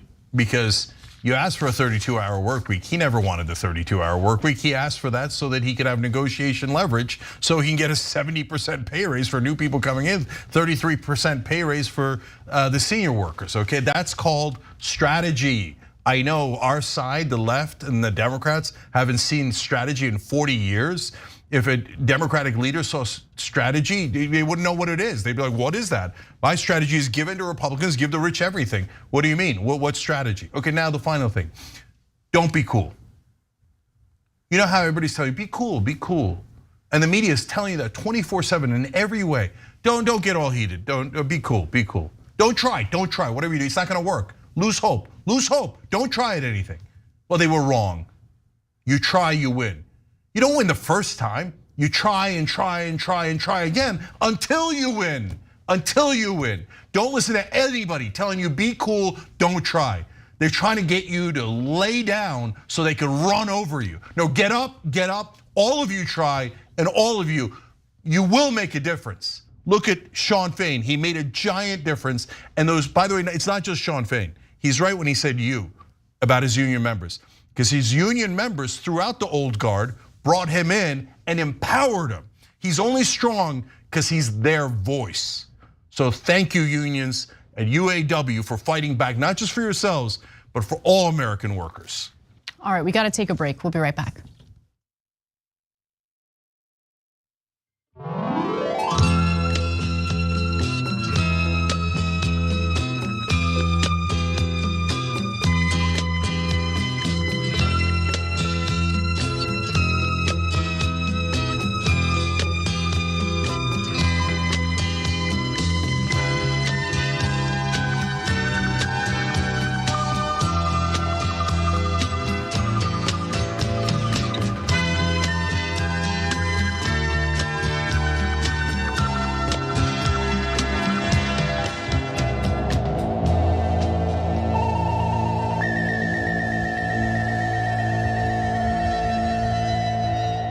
All right, back on TYT, Scott Adams writes in, just purchased, justice is coming, can't wait to dig in. Thank you for saying that, Scott, appreciate it. Guys, it's miraculously still #1 or #2 in a lot of categories at Barnes & Noble, and in the top 10 in tons of categories on Amazon. You guys are amazing. If you want to get the book, and thank you everybody writing in saying how much they enjoyed it, tyt.com/justice, tyt.com/justice. Edgar Cruz wrote, and I love you guys, and I'm so grateful. I have you to keep me informed and motivated to make a change. Keep it up, Cenk and Anna. Thank you. Primastic Dragon wrote in, these are all YouTube members. I'm a West Virginia Democrat and can't stand Joe Manchin. Unfortunately, the choice last time was between him and a Trump Republican. It's always a choice that the Democratic Party gives you, either a Republican or a Republican. Stephen Bowen makes a good point. Well, that makes sense. Spend more on war and gather less in taxes. Genius. Yeah, that's the Republican plan right now. Mitch Walker says, how can we pressure our country to stop enabling this madness? We need solutions. Yeah, stop sending money to Israel if they keep committing war crimes. In Washington, that's considered heresy. In the rest of the country, that's considered the most logical thing in the world. Miss Anonymous 617 wrote in, 5 aid workers from my organization were killed 2 weeks ago. Jesus. I'm angry. A lot of death on all sides and everybody's angry. And the answer to that is not more death and more bombings. The answer to that is peace. No, let me tell you what the IDF will tell you, and it'll make you feel better. Sorry, they were used as human shields. There was nothing they could do. And so we murdered all the human shields. Oh, that makes you so humanitarian. Oh, there was 50 human shields and we killed them all. Hamas didn't kill them, you killed them. Now Hamas is guilty because they took hostages and what they did in Israel. But don't hide behind the fact that you're the one who actually dropped the bomb. Yep. So that's just a fact. If that makes you uncomfortable, then you should be uncomfortable with the IDF, not with me for saying it. Okay, Rick, and by the way, just admit it then. If you're saying, hey, no, IDF is not guilty, they're perfectly lovely. I would also kill those 50 innocent civilians, no problem. No problem, I'd kill them all. Okay, be comfortable with yourself. And that wasn't directed to the viewer who sent in that comment. No, of course not. Of course not. Yeah. It's the exact opposite of what they're saying. It's not directed at anybody. I'm just making rhetorical points that unfortunately are true. I wish it wasn't directed to a single soul.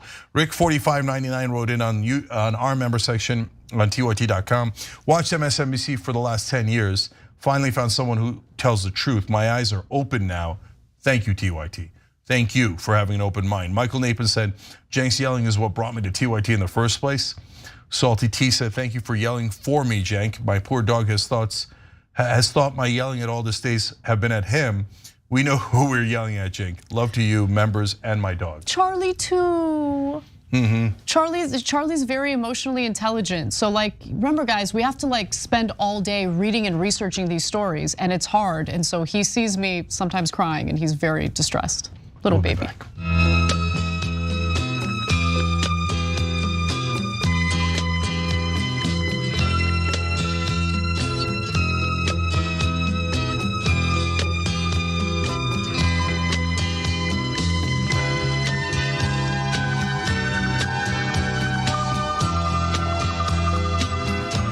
All right, back on TYT, Cenk and Anna with you. More news.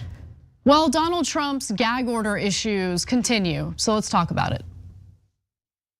And they're getting beaten very badly by me in the polls. They think the only way they can catch me is to stop me from speaking. They want to take away my voice. And a judge gave a gag order today. Did you hear that on speech? As we all know, former President Donald Trump has a lot of complaints about the gag orders that have been issued against him as a result of his commentary on social media in regard to the witnesses and the various cases he has been indicted in. Now, the latest saga has to do with the election interference case involving Judge Tanya Chutkan and the gag order she issued against Donald Trump in that case, which was actually very narrow in scope, but Trump didn't like it. Now, that led to a temporary freeze on the order and some internal squabbles from the Trump team.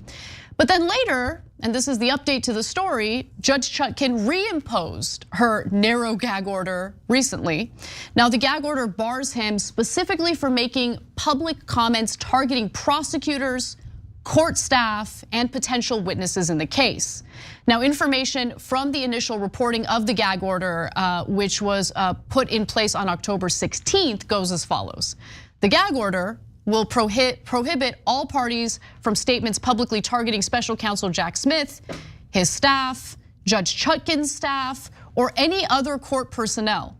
Statements about the families of those individuals are absolutely prohibited as well. Further, the judge said this: I will not, this is important to pay close attention to, everyone. I will not impose restrictions on statements criticizing the government, the Biden administration, or the Department of Justice, or statements that Trump believes this prosecution to be politically motivated. Okay, that means the judge grants him the ability to speak freely about those things. She's not putting a muzzle on him when it comes to those things. Oh, Donald Trump's a liar. Wow, yeah. Who could have figured? And she originally also barred Trump and all parties from making statements about the witnesses or potential witnesses in the case for obvious reasons. Okay, Donald Trump is a former president of the United States. When you put out statements targeting potential witnesses, it is witness intimidation. And so Trump can argue that this prosecution is politically motivated, the judge said. But he cannot disparage the prosecutor by calling him a thug or vilify and implicitly encourage violence against public servants who are simply doing their jobs. Now, after issuing that initial gag order, Judge Chutkan did temporarily place a pause on that gag order. So she issued it on the 16th. And then she implemented the pause on October 20th amid a complaint from Trump that the order was confusingly worded and broad. So, good faith actor, she's like, all right, I'm gonna take what you say as a good faith concern, take a look at this gag order and make sure that your concerns are dealt with. Now, he also requested that she keep it on hold while he asked a federal appeals court to basically throw it out altogether. And so this leads to the latest updates, okay? Chutkan agreed to reinstate the order after prosecutors cited Trump's recent comments about former Chief of Staff Mark Meadows, who, by the way, we recently got confirmation that Mark Meadows has flipped on Donald Trump. So that made Trump very angry, and he started targeting Mark Meadows. Trump, citing an ABC News report that Meadows had accepted immunity to testify to federal prosecutors, said last week that such cooperation was for weaklings and cowards, and that any unfavorable testimony about him would have been a lie. Chutkan said this remark would plainly have cut against her order had it been in effect and for good reason. So I can read you the full Truth Social post if you want. I don't think Mark Meadows would lie about the rigged and stolen 2020 presidential election merely for getting immunity against prosecution by deranged prosecutor Jack Smith. But when you really think about it, after being hounded like a dog for 3 years, told you'll be going to jail for the rest of your life, your money and your family will be forever gone, and we're not at all interested in exposing those that did the rigging. If you say bad things about that terrible monster, Donald Trump, we won't put you in prison. You can keep your family and your wealth, and perhaps you can make up some really horrible stuff about him. It goes on and on. You guys could read the rest of it. So that apparently persuaded Chutkan to re-implement the gag order. Yeah, so a couple of obvious things here. So look, Donald Trump's a legendary liar. So if Donald Trump is speaking, he's almost certainly lying. There are exceptions, and when we find the exceptions, we show them to you. Go, oh, look at this, that's actually something true that he said, and it's actually an interesting point that other people aren't making, right? And that happens from time to time. In fact, we might talk about one later in this program, okay? But here, of course, he's, oh, they're trying to shut me down because I'm running against Joe Biden. The whole ruling has nothing to do with Joe Biden. He can say anything he wants about Joe Biden, he can say anything against his political opponents, etc. So, but his followers never see the truth, never ever. Because if you're mad at Donald Trump, you should be way more mad at right-wing media. Because right-wing media aids and abets his lies. They never tell you that he's lying. They never correct the record. They're always like, oh yeah, poor Donald Trump. Oh yeah, I can't believe they're doing a gag order where they won't let him run for president. Liars. Can I jump in on that real quick, Cenk? Because I came to the realization of something and it made me incredibly sad. It doesn't matter if you tell the truth, right? I don't know if it's because they've been lied to for so long by right-wing media that now anyone who goes against that narrative is just not to be believed and has Trump derangement syndrome, right? That's like what they like to turn to. So when I was on the Patrick Bet-David podcast, he asked about Trump, and I said, look, I really value our liberal democracy, and what Trump did in regard to the election violates something that I genuinely, truly believe in, which is our liberal democracy. And I mean, the audience lost it over that. They were so angry, and they think I'm a liar and a grifter. And even though I had receipts, it didn't matter. And that's what it really makes me sad. I don't think that it's necessarily all Trump supporters, but it's a significant portion of them. Wait till you see what they say about me.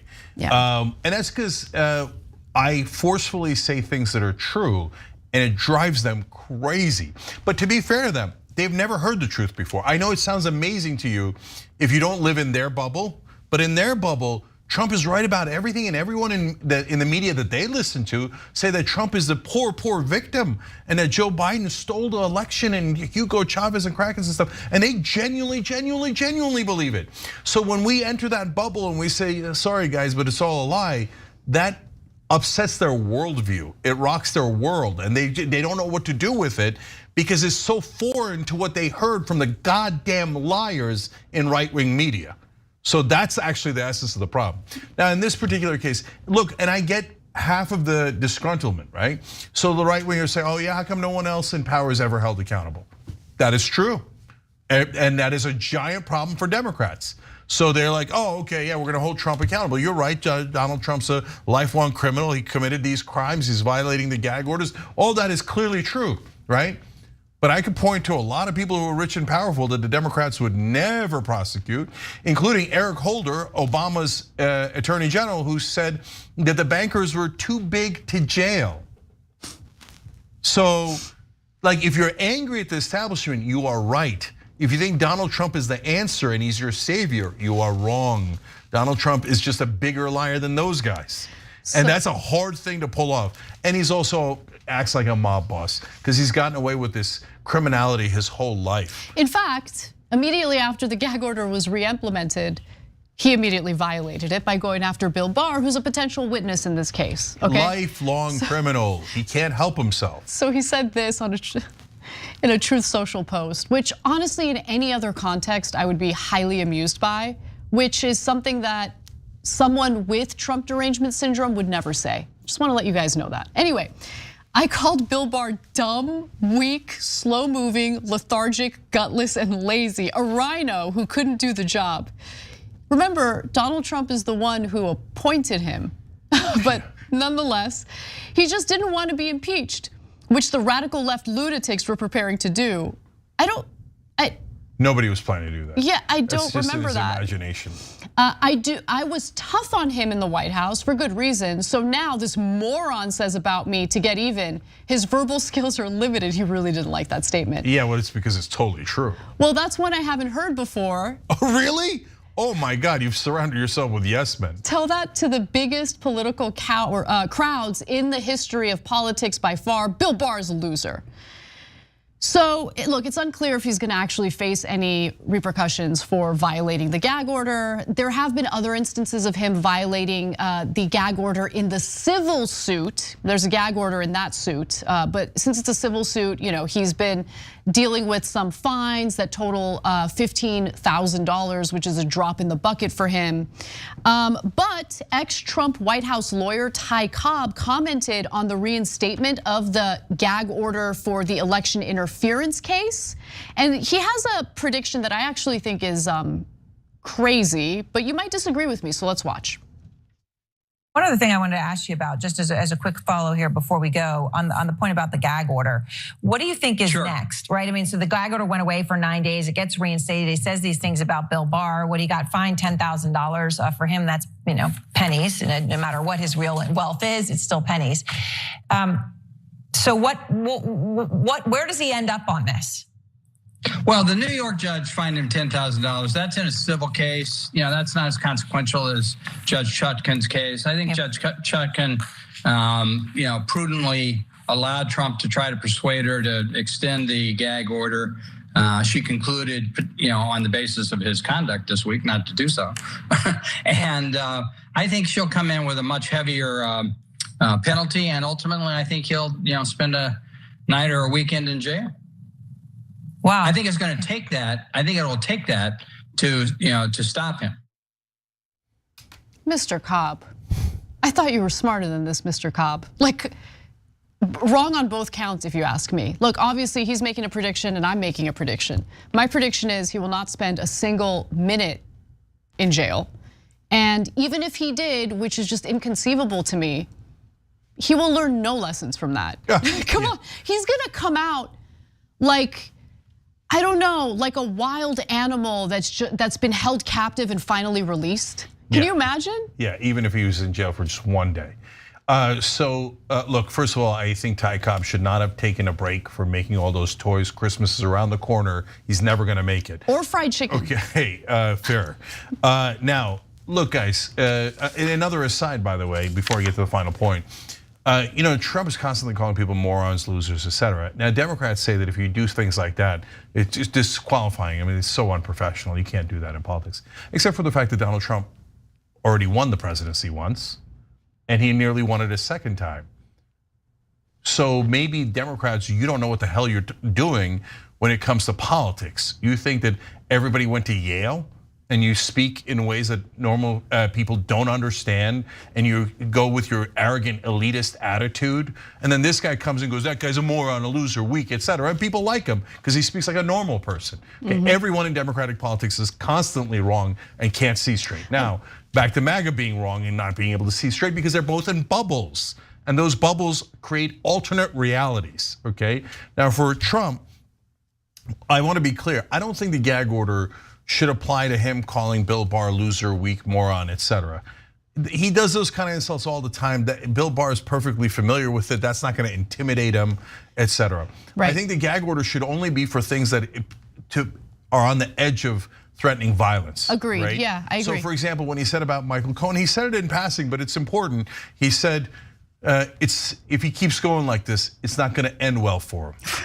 Now that's a massive problem, okay? Especially given that Donald Trump supporters have in the past tried to murder people that he criticizes, right? So that there's a long history of that. In fact, they rushed a building looking to murder his vice president. So that's not all of his supporters, but there are enough of his supporters that have acted in crazed ways like that the judge is right to be concerned. But don't be concerned about insults. Be concerned about threats of violence and intimidation. So the gag order makes sense for that, but not just for regular insults, if you ask me. I totally agree with you on that. And look, you're right. Trump is known for insulting people who go against him in any way. The whole point of the gag order is to protect individuals, whether it's court staff or the potential witnesses, of intimidation by the individual being prosecuted. So as long as there's no intimidation involved, I think the former president should be free to speak, even if it includes insults toward those who might be potential witnesses. Yeah, and by the way, here, I'll end on this. I actually disagree with Judge Chutkan on one thing she said. She said if the gag order was in place, what he said about Mark Meadows would have violated the gag order. I don't think that should have violated the gag order. He didn't even say that Mark Meadows is a weakling and a coward. He said if he turned evidence, he's a weakling and a coward. He's still in his delusional mind thinking that Mark Meadows isn't cooperating with prosecutors, which he certainly is. So if he had said instead, Mark Meadows better watch himself if he works with prosecutors, then yes, that's a massive violation of the gag order. So let's make sure that we're not going too far. We need a prosecution, not a persecution of Donald Trump or anyone else. Trump, all right, let's move on. So we're actually gonna take a break, but when we come back, Cenk is gonna rage about the media, so stick around for that, because an increasing number of young adults are turning to sources like TikTok to get their news.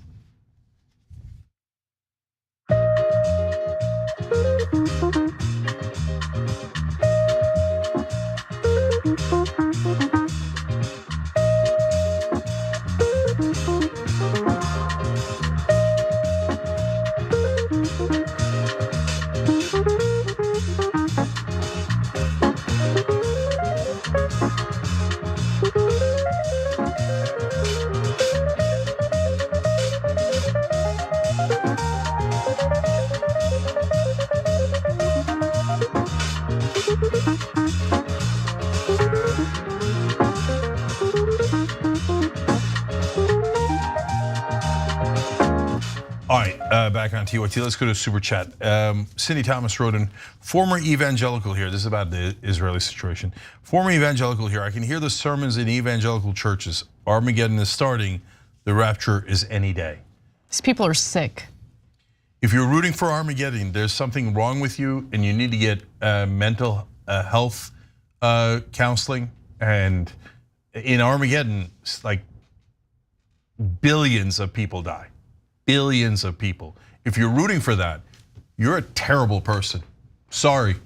I'm just trying to snap you out of the trance that you're in. And Cindy, thank you for realizing it, being open-minded and leaving that movement and getting better. Thank you, Cindy, for writing in. Ahmed Bazid, thank you for the donation. Independent Conversations show said, Jank, Anna, keep expressing real emotions. If I wanted a robot, I would have stayed watching cable news. Thank you. History Speaks writing in Palestinian majority Jordan, Christians are treated equally, not hated, attacked, subject to Sharia. As Jews and Christians have the same theological status in Islam, this discredits religious explanations for a Palestinian hatred of Israel. And look, in the Ottoman Empire, the Muslims were in charge. They taxed Christians and Jews more. There was plenty of atrocities, etc. But overall, ask any historian, the Jews lived in peace, okay? So, and by the way, the Ottoman Empire also rescued 400,000 Jews from the Inquisition in Spain. So the idea that Muslims have always hated Jews is just a lie. It's not true. A lot of it is driven by the fact that they perceive that Israel came and took Muslim land and displaced Muslim people. It doesn't mean that anti-Semitism doesn't exist. It definitely does. It's just Israel created a situation where it became Muslims versus Jews when it didn't need to be. Okay, that doesn't mean Israel shouldn't have been formed. That's a way more complicated conversation, okay? Jews did need a homeland. It was, okay. I don't want to get into the whole history. Pineapple on Pizza wrote in, why aren't progressives also discussing genocides in Congo, Sudan, and Niger? They are all atrocities. I don't know if that's a way of excusing Israel and saying, well, there's atrocities elsewhere too. No, but for example, for us, do we cover that? I had a debate with Alan Dershowitz last night on Cuomo's show. And he's like, how come you guys aren't talking about the Uyghurs? I'm like, what are you talking about? My last name is Uyghur. Yes, we talked about Uyghurs. Yeah, we talk about a lot of tragedies here, but we are not actively sending billions of dollars to Congo, Sudan, and Niger. Exactly. We are funding the bombs that kill all those Palestinians. That's why we have a heavier responsibility here. 1000%. Thank you. Druggist of Dragons says, seems to me Hamas is weaponizing Netanyahu's genocidal nature against Muslims to amp up anti-Semitism, using innocents on both sides as pawns. Yes, in fact, Netanyahu is falling right into Hamas's trap. And by brutalizing Palestinians and Muslims, he's getting Muslim rage and increasing anti-Semitism and increasing hatred for Israel. Netanyahu is basically Hamas's best friend. And Fadi Utuma says, when Hamas killed 1,400, that equated to 48,000 dead Americans. But I'm not gonna be able to finish, I'll come back.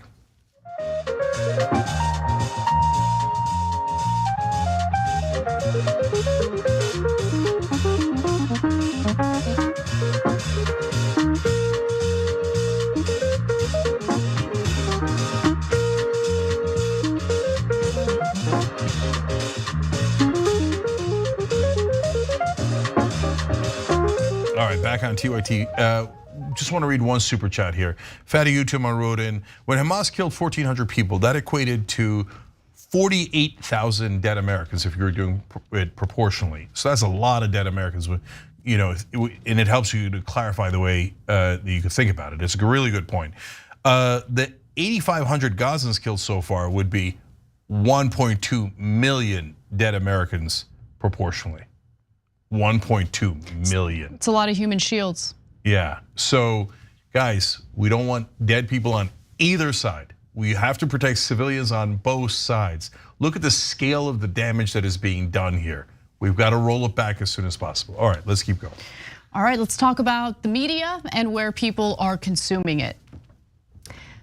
An enormous portion of young adults in America are turning to places like TikTok to get their news, and that's according to a new report by Reuters. Now, that probably won't surprise you, considering how increasingly people have been getting their news online through social media.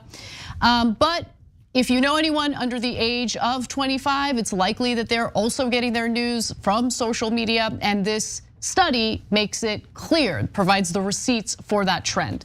So let's start with what the findings are. They found that 1 in 5 adults under 24 use TikTok as a source for news. The 2023 Reuters Institute Digital News Report said, and that's actually up 5 percentage points from last year. And that's actually consistent with how Americans overall consume their news, okay? So let's pull up this graph. It'll help you visualize what's going on here. So when you look at this graph, you'll notice that the percentage of Americans who get their news from online sources has actually declined from 75% to 72% in 2023. But there's a caveat here. That number also includes news websites like CNN.com, for example. And CNN happens to be one of the triggers for the trend of people moving toward social media and other alternative sources on social media and online. Meanwhile, the number of Americans who get their news from social media significantly skyrocketed from 27% in 2013 to 48% in 2023. And the number of Americans who get their news from television has plummeted from 72% in 2013 to 48% in 2023. Cenk? Yeah, so now mainstream media will see this news report and go, tisk, tisk, tisk.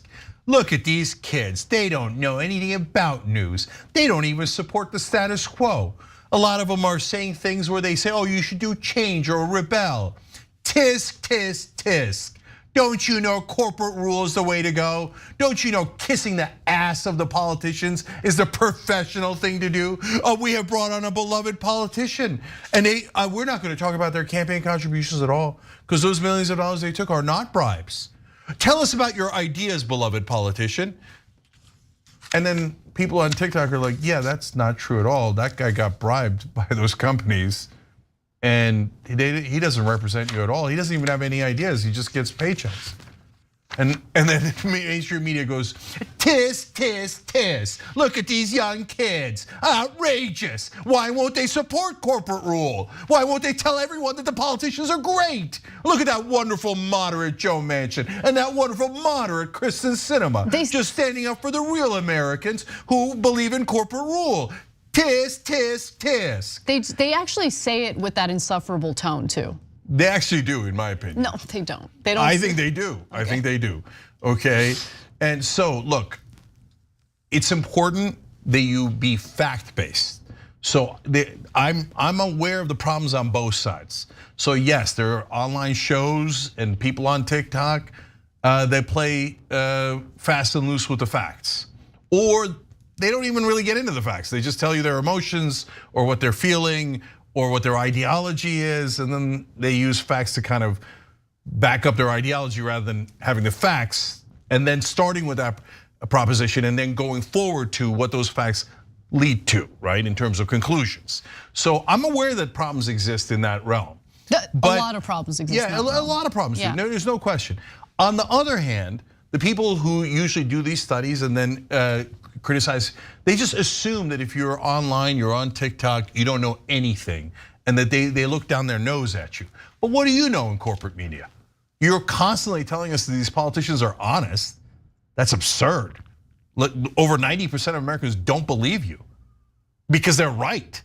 And you constantly tell them they're not taking bribes when we could all see them taking bribes. And you call them campaign contributions, you call them anything you like. They're obvious bribes. I mean, among 100 other absurdities that corporate media tells you while pretending to be objective. So Cenk, I'm gonna push back a little bit because the thing that frustrates me about your incessant and like kind of broad general attacks toward journalists and media in America is that you're throwing the baby out with the bathwater. Okay, because all of these influencers that people are getting their news from on TikTok aren't doing original reporting. They're not out on the field gathering the news.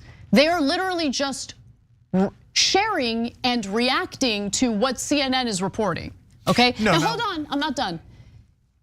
CNN has massive issues, so does the New York Times, Washington Post. We talk about these things incessantly. However, as we also talk about on the show incessantly, sometimes they do excellent reporting. And when we share that with you, we give them credit for that excellent reporting. You throw the baby out with the bathwater, that original reporting, that excellent journalism no longer exists. Yeah, so I both agree and disagree with you. I agree with you in concept, and I'll add more names. Reuters, AP, in the old days, McClatchy newspapers were terrific. And as much as it pains me, because they do some awful things as well, but New York Times, Washington Post, Politico, they will break original stories, and then we will use that, and we can criticize how they frame those stories, and oftentimes the framing is terrible, but they do actually collect real news and share with it. Now, if you notice, those are almost all print journalists. By the way, also The Guardian, The Intercept, The Lever, good independent outlets who do terrific journalism. And I got no critique of them, okay? Well, if it's deserved, no problem, but generally they're terrific, okay? But the only part I disagree with you, Anna, is CNN. What original reporting? I mean, they barely have any original reporting. They have billions of dollars. They never use it for original reporting, because original reporting would be about the powerful, and it would upset the powerful, and they don't want that. They want the powerful as their advertisers and their guests and the people whose ass they kiss. So, I mean, I'll agree with everything except cable news. They do some original reporting. In fact, before the reporters from CNN were forced to sit down and watch a 45-minute Hamas terrorist video, they were actually doing some pretty great reporting. I mean, Jake Tapper, we were giving Jake Tapper credit for actually pushing back against some of the narratives coming from the Israeli government and the IDF and the treatment of Palestinians.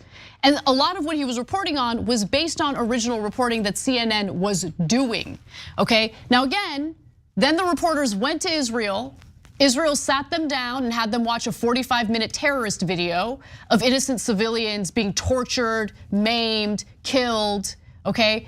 And that was meant to essentially let them know, hey, these are the bad guys. You shut the hell up about what we're doing to innocent Palestinian civilians. And they listened. Their reporting has definitely shifted ever since that happened last week. But it's shifting back now. So look, guys, let me retract a part of what I'm saying. Good point, Anna. So first off, they have war correspondents, so that's original reporting to some degree. In the past, those war correspondents were used for 100% propaganda, okay? And so they would come in and they say, oh yeah, Iraq, Muslims, terrible, bad guys, etc. That's why 70% of Americans thought that Iraq had attacked us on 9/11, when it's not even remotely true, because the propagandists on cable news and the New York Times lied about it 24/7, okay? So they use their war correspondents for evil in the past. But now, their war correspondents sometimes actually break good stories, so I'll give you that. And sometimes they're doing really good interviews. And we've talked about Jake Tapper, and today Wolf Blitzer doing that. And those are original reporting of a sort, all right? So now, having said that, why did we report Jake Tapper and Wolf Blitzer doing a good job? Because it was breaking news when somebody on cable news does a halfway decent job of being a journalist. Let's be honest about it. So most of the time they're doing propaganda. So one time when they don't do propaganda, you're like, wow, nailed it, Jake Tapper. Thank you for actually asking a good question and a good follow-up, right? So look, guys, if they all turn around today and they all start doing honest, great journalism, challenging the people in power, I'll turn around on them and go, great, I love CNN, I love MSNBC, right? But right now, them doing a good job or doing original reporting is the exception, not the rule. But for a lot of places like Guardian, Lever, Intercept, it's the rule. And most print is way better than TV. And so that's the nuances of reality. But having facts as your basis should be non-negotiable no matter where you work in media. So let's get to the various outlets who did original reporting that is now just absolutely decimated. And look, part of the problem is when you look at a news organization, and I make this mistake all the time too, I think Jake makes this mistake almost every day. You'll see the bad reporting and you'll conflate it with everyone who works, every reporter that works at that organization. There are hosts here who have takes on various stories that I vehemently disagree with. And I hate it when I get grouped in as if I also agree with that point of view. No, there are different hosts who have different points of view, who do different work. It's really important to keep that in mind. Now, with that said, according to State of Local News 2022 report from Northwestern University, more than 360 newspapers closed in the US between late 2019 and May 2022, and all but 24 were weekly newspapers serving small to mid-sized communities. Digital outlets like BuzzFeed News and Vice have struggled to stay afloat as well. In fact, BuzzFeed has done away with their news section, I believe. That's right. And Vice went bankrupt. I mean, they lied about their numbers to begin with and got all this investment money and apparently squandered it. But nonetheless, let me continue. But this isn't necessarily because Americans are lazy and don't care about original reporting. It might be because they don't trust these outlets overall, even if they include some original reporting that's good. So Edward Wasserman, a professor of journalism at UC Berkeley, explained it well. He said this: there is a sense of a self-serving, self-indulgent elite that's running things to benefit themselves. For all its claims about independence and bringing a critical gaze to policy, there are vast areas where the press is in lockstep with the people who own and run the country. And I think he's right about that. That's a point that you make all the time, Cenk, and I think you're right about that. And so when they do that, it ends up destroying the good work that the journalists are doing at these organizations. Okay, the journalists who in some cases, when it comes to war correspondence, they put their lives in danger in order to collect the news and do the original reporting that they do. It just sucks that there's corporate influence in our media and that takes away from their credibility. The American public is not stupid. They are smart and they can see it. And the fact that these organizations never adjusted the way that they do things not only hurts the American people, not only hurts our democracy, which relies on a well-informed public in order to function properly, they're hurting themselves. And they don't even realize it. And when they do realize it, it's gonna be too late. Yeah, so look, we're not like the right wing, so I wanna be super clear. I love journalism. I want good, objective journalism. But objective journalism isn't, hey, the status quo is terrific and anyone who proposes changes are radical. And that politicians who are totally serve their corporate donors are moderate, okay? That's not good journalism, that's terrible journalism, okay? But yes, journalists risk their lives and are, like Reuters had journalists die covering Israel, Gaza, amazing. And we appreciate them. The journalists in Russia and other places like Iran, Saudi Arabia, risk their lives on a daily basis. We love those journalists, and print is way better, as I've said many times. And they didn't just lose their audience because they're reporting things wrong or from a corporate perspective. They also had a problem with their advertising model. So it's both business and how they conducted themselves, to be fair to them. But the last thing I'll say is, Anna, yes, not everyone in those organizations are bad guys, and I don't mean to imply that at all. And I know plenty of people that work at CNN and MSNBC who are very, very good people and good journalists, okay? And in fact, in my book, I defend a lot of those journalists who were fired from those places, okay? But yes, the organizations matter. And the organization overall tells you, go in a corporate direction and call it objective, or do real honest reporting, whether I disagree or agree, right? And on cable news, you're not gonna get that. You're gonna get the corporate position. And that is why they've lost all credibility with young people. All right, guys, we've got an hour-long bonus episode for you guys. You guys are gonna love it, including a hilarious Donald Trump clip. TYT.com/join or hit the join button below, and we're gonna see you there in a minute.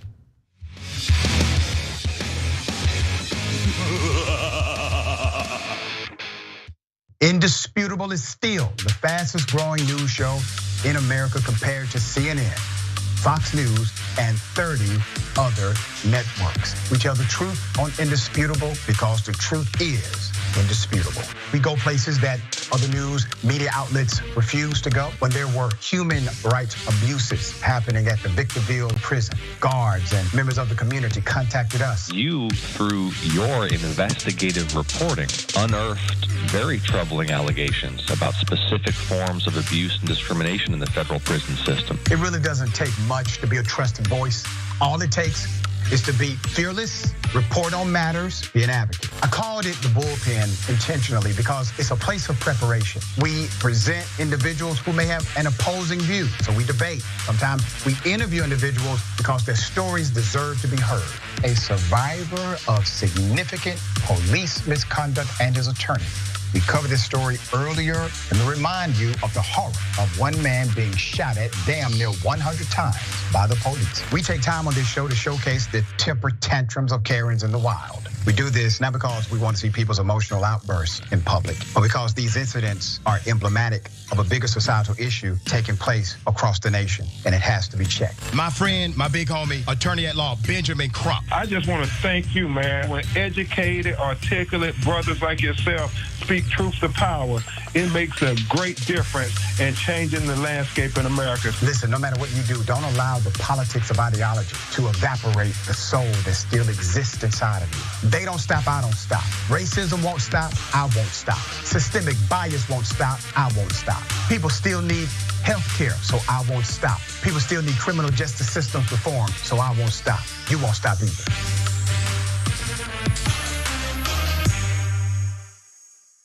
Here I am, Nancy Pelosi, saying this country needs a strong Republican Party, and we do. No one is representing what I call the silent majority, which is about 2/3 of this country, indisputably progressive. But now we say the time has come for regime change in American television. The Young Turks Network. You have the Young Turks, and this is the time to fight for our values. Young Turks is the oldest left media institution, I believe, that there is. Real front runner in the online media space. You guys might know us. Biggest online left of center outlet that exists. All of you know the Young Turks. People from this district heard about Justice Democrats by watching your show. Thanks to the Young Turks for covering Trayvon Martin's case early on when few people were covering. They don't stop, I won't stop. Racism won't stop, so I won't stop. Species are at risk of going extinct. Major media outlets did not dedicate much time at all to that. We reached a whole heap of people with our progressive message. We're not the Young Turks, you're the Young Turks.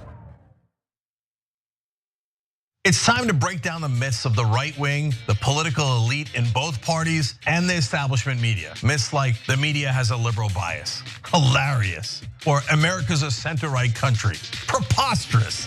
The truth is that the American people are progressive, and no matter what party or media elites say, justice is coming.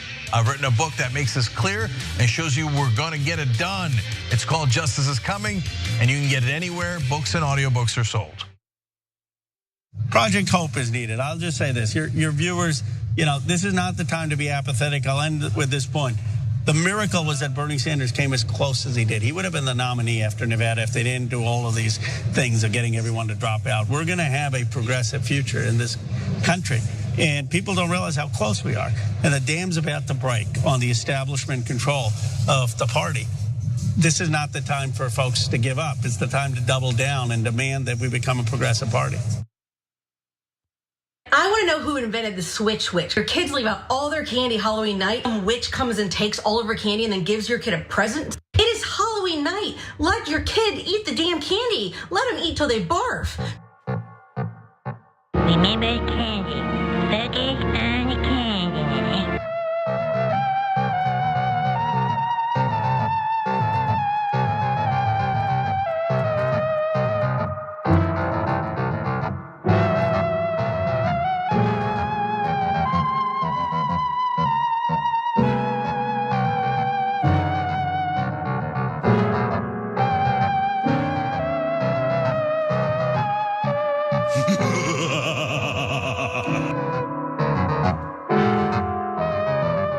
All right, back on TYT Jen and Anna with you guys. I forgot it was Halloween. I got so worked up. So comment about that in a second. But first, I want to read something from YouTube Super Chat. The Sax God wrote in, I'm a Palestinian American. My dad and baby sister are in Gaza. I just want to say thank you, Cenk. Your screaming is like me screaming through you. God be with my dad and sister and my people. Imagine the terror of that. At any moment, a bomb can drop and they're dead.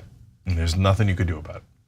So we got to stop as soon as we can. In fact, Jordan Yule sent me this, and bless his heart, ceasefiretoday.com.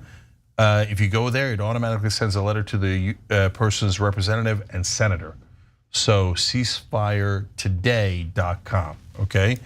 Now on to a lighter note, Teddy Cool wrote in on YouTube member section, I'm dressing up as John Idarola later tonight. Okay, that's hilarious, I love that. The producers here dressed up as me. We took a picture together. I think it's on Twitter. I'll retweet it, okay? It'll be fun for everybody. Eileen Gorman, thank you for joining. Appreciate you. And last one here. Drenger Dragon wrote in, if your hair is on fire, act like it, quoting Nina Turner's grandma. So I appreciate that. I appreciate all you guys. By the way, if you're all members, so there's new merch that dropped, only you guys have access to. So that's tyt.com/notice if you'd like some really cool new merch, okay? So Casper, go ahead.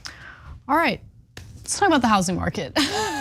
All right, so there's a new house on the market in Santa Clara, California, which is in Northern California, San Jose area. It'll cost you more than $1.5 million to buy it, and it does come with a surprising and novel addition. According to the Washington Post, as recently as March, the previous owner of this home allegedly used the home's garage as a methamphetamine lab. Now, Keller Williams Realty's listing for the San Jose house notes that the home, which is considered contaminated, still contains the inactive lab. A spokesman for Santa Clara County's health department said in a statement that no one can enter the house until it is decontaminated. So do you guys get what that means? If you are considering buying that home, you are not able to see what's inside because it is contaminated. In fact, if you try to see what's inside, the county will fine you a whopping $5,000. But it gets better. So the 6-bedroom, 4-bathroom house, which is 2,743 square feet, is now boarded and surrounded by a metal fence. I looked up the listing and we do have images of it. Here's what the outside looks like. You'll see the sign that says materials have been seized at this location that are consistent with the manufacturing and or use of methamphetamine. Hazardous substances, toxic chemicals, or hazardous waste products may have been present and remain on or inside this property. And the outside of the property looks like this. Okay, great. So the home will be turned over to the buyer in its current state. They're not able to look inside. It is contaminated, and nothing will be done to fix that situation before the seller closes, okay? And if you're wondering what the $1.5 million will buy you, not only will it buy you that problem, it'll also buy you an additional cost of hundreds of thousands of dollars to do remediation, to decontaminate the home. So John Pagliosati, a real estate consultant based in Newport Beach, California, says that meth residue could still be in the air conditioning and heating system inside the walls or on the lawn. He estimates that the cleaning process could cost hundreds of thousands of dollars and take months. He's quoted as saying, "You're not going to walk in and move your family in and say, okay, we're good to go." So you literally have to go through that whole process, which is costly, before you can even enter the home, all right? And John is right, by the way. So the Department of Environmental Health website says homeowners must hire a certified hygienist and contractor to clean properties contaminated by meth. The website also states that anyone who enters an unsafe house can be fined up to $5,000, meaning the buyer would have to purchase the San Jose home without touring it. Now, I want to get to the previous owner and why he was arrested in just a moment, because in California, you're not going to get arrested for simply running a meth lab out of your home or your RV. I mean it, that is 100% true, but before we get to that, Cenk. Yeah, I just have one comment for now. That house is still worth $1.5 million. That's how insane housing prices in California are. So they're like, look, you can see the house, it's all boarded up. It's got meth contamination, let alone potential bombs we're gonna tell you about in a minute. And it's still worth $1.5 million. So, gee, I wonder why there's more homeless people. I wonder why people are leaving California. I wonder why millennials and Gen Z are disaffected and still staying home with their moms. How the hell can anybody afford a house? Like, even if you want a meth house, it still costs you $1.5 million. So the housing prices here are out of control. I mean, it's definitely out of control all across the country, but yes, especially in places like California, it's just unattainable. And look, higher interest rates has made the housing market far worse, because a lot of people were under the assumption that higher interest rates mean that people looking to sell their homes are gonna have to lower prices. But people are unwilling to move out of their homes when they already have a fantastic mortgage that has like a 2.8% interest rate. So it has taken a situation in which there's low inventory for potential buyers and made it far worse, okay? So there's that. But now let's get to the previous owner of the home, the guy who ran the meth lab. Because again, I was shocked to find that he was in prison. Like, really? He's in prison for running a meth lab? I mean, people literally smoke meth openly on our metro system in LA and nothing happens. Okay, so I'm not even kidding, it is true. But here's what actually happened. The Washington Post piece left all of this amazing information out of their reporting. So the guy in question is Peter Karasev, 36-year-old. So while searching Peter Karasev's house, detectives discovered a meth lab and meth in the garage, according to a complaint by the Santa Clara County District Attorney's Office filed against him in March. So Karasev apparently told a detective that he used meth to replace Adderall because of an Adderall shortage. He's just a humanitarian, looking out for other people, that's all. Come on, guy, come on. But it turns out he wasn't actually arrested for the meth lab. He was arrested because he does other things like blow up PG&E transformers around the San Jose, California area.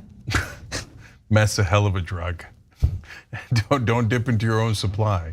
Why? Don't do meth. Don't do meth. Don't do meth. It's not worth it. Yeah, okay. Nancy Reagan was right about this one. just say no when it comes to meth and fentanyl, right? And I can't believe they caught Jesse Pinkman like this. You know what he's gonna need?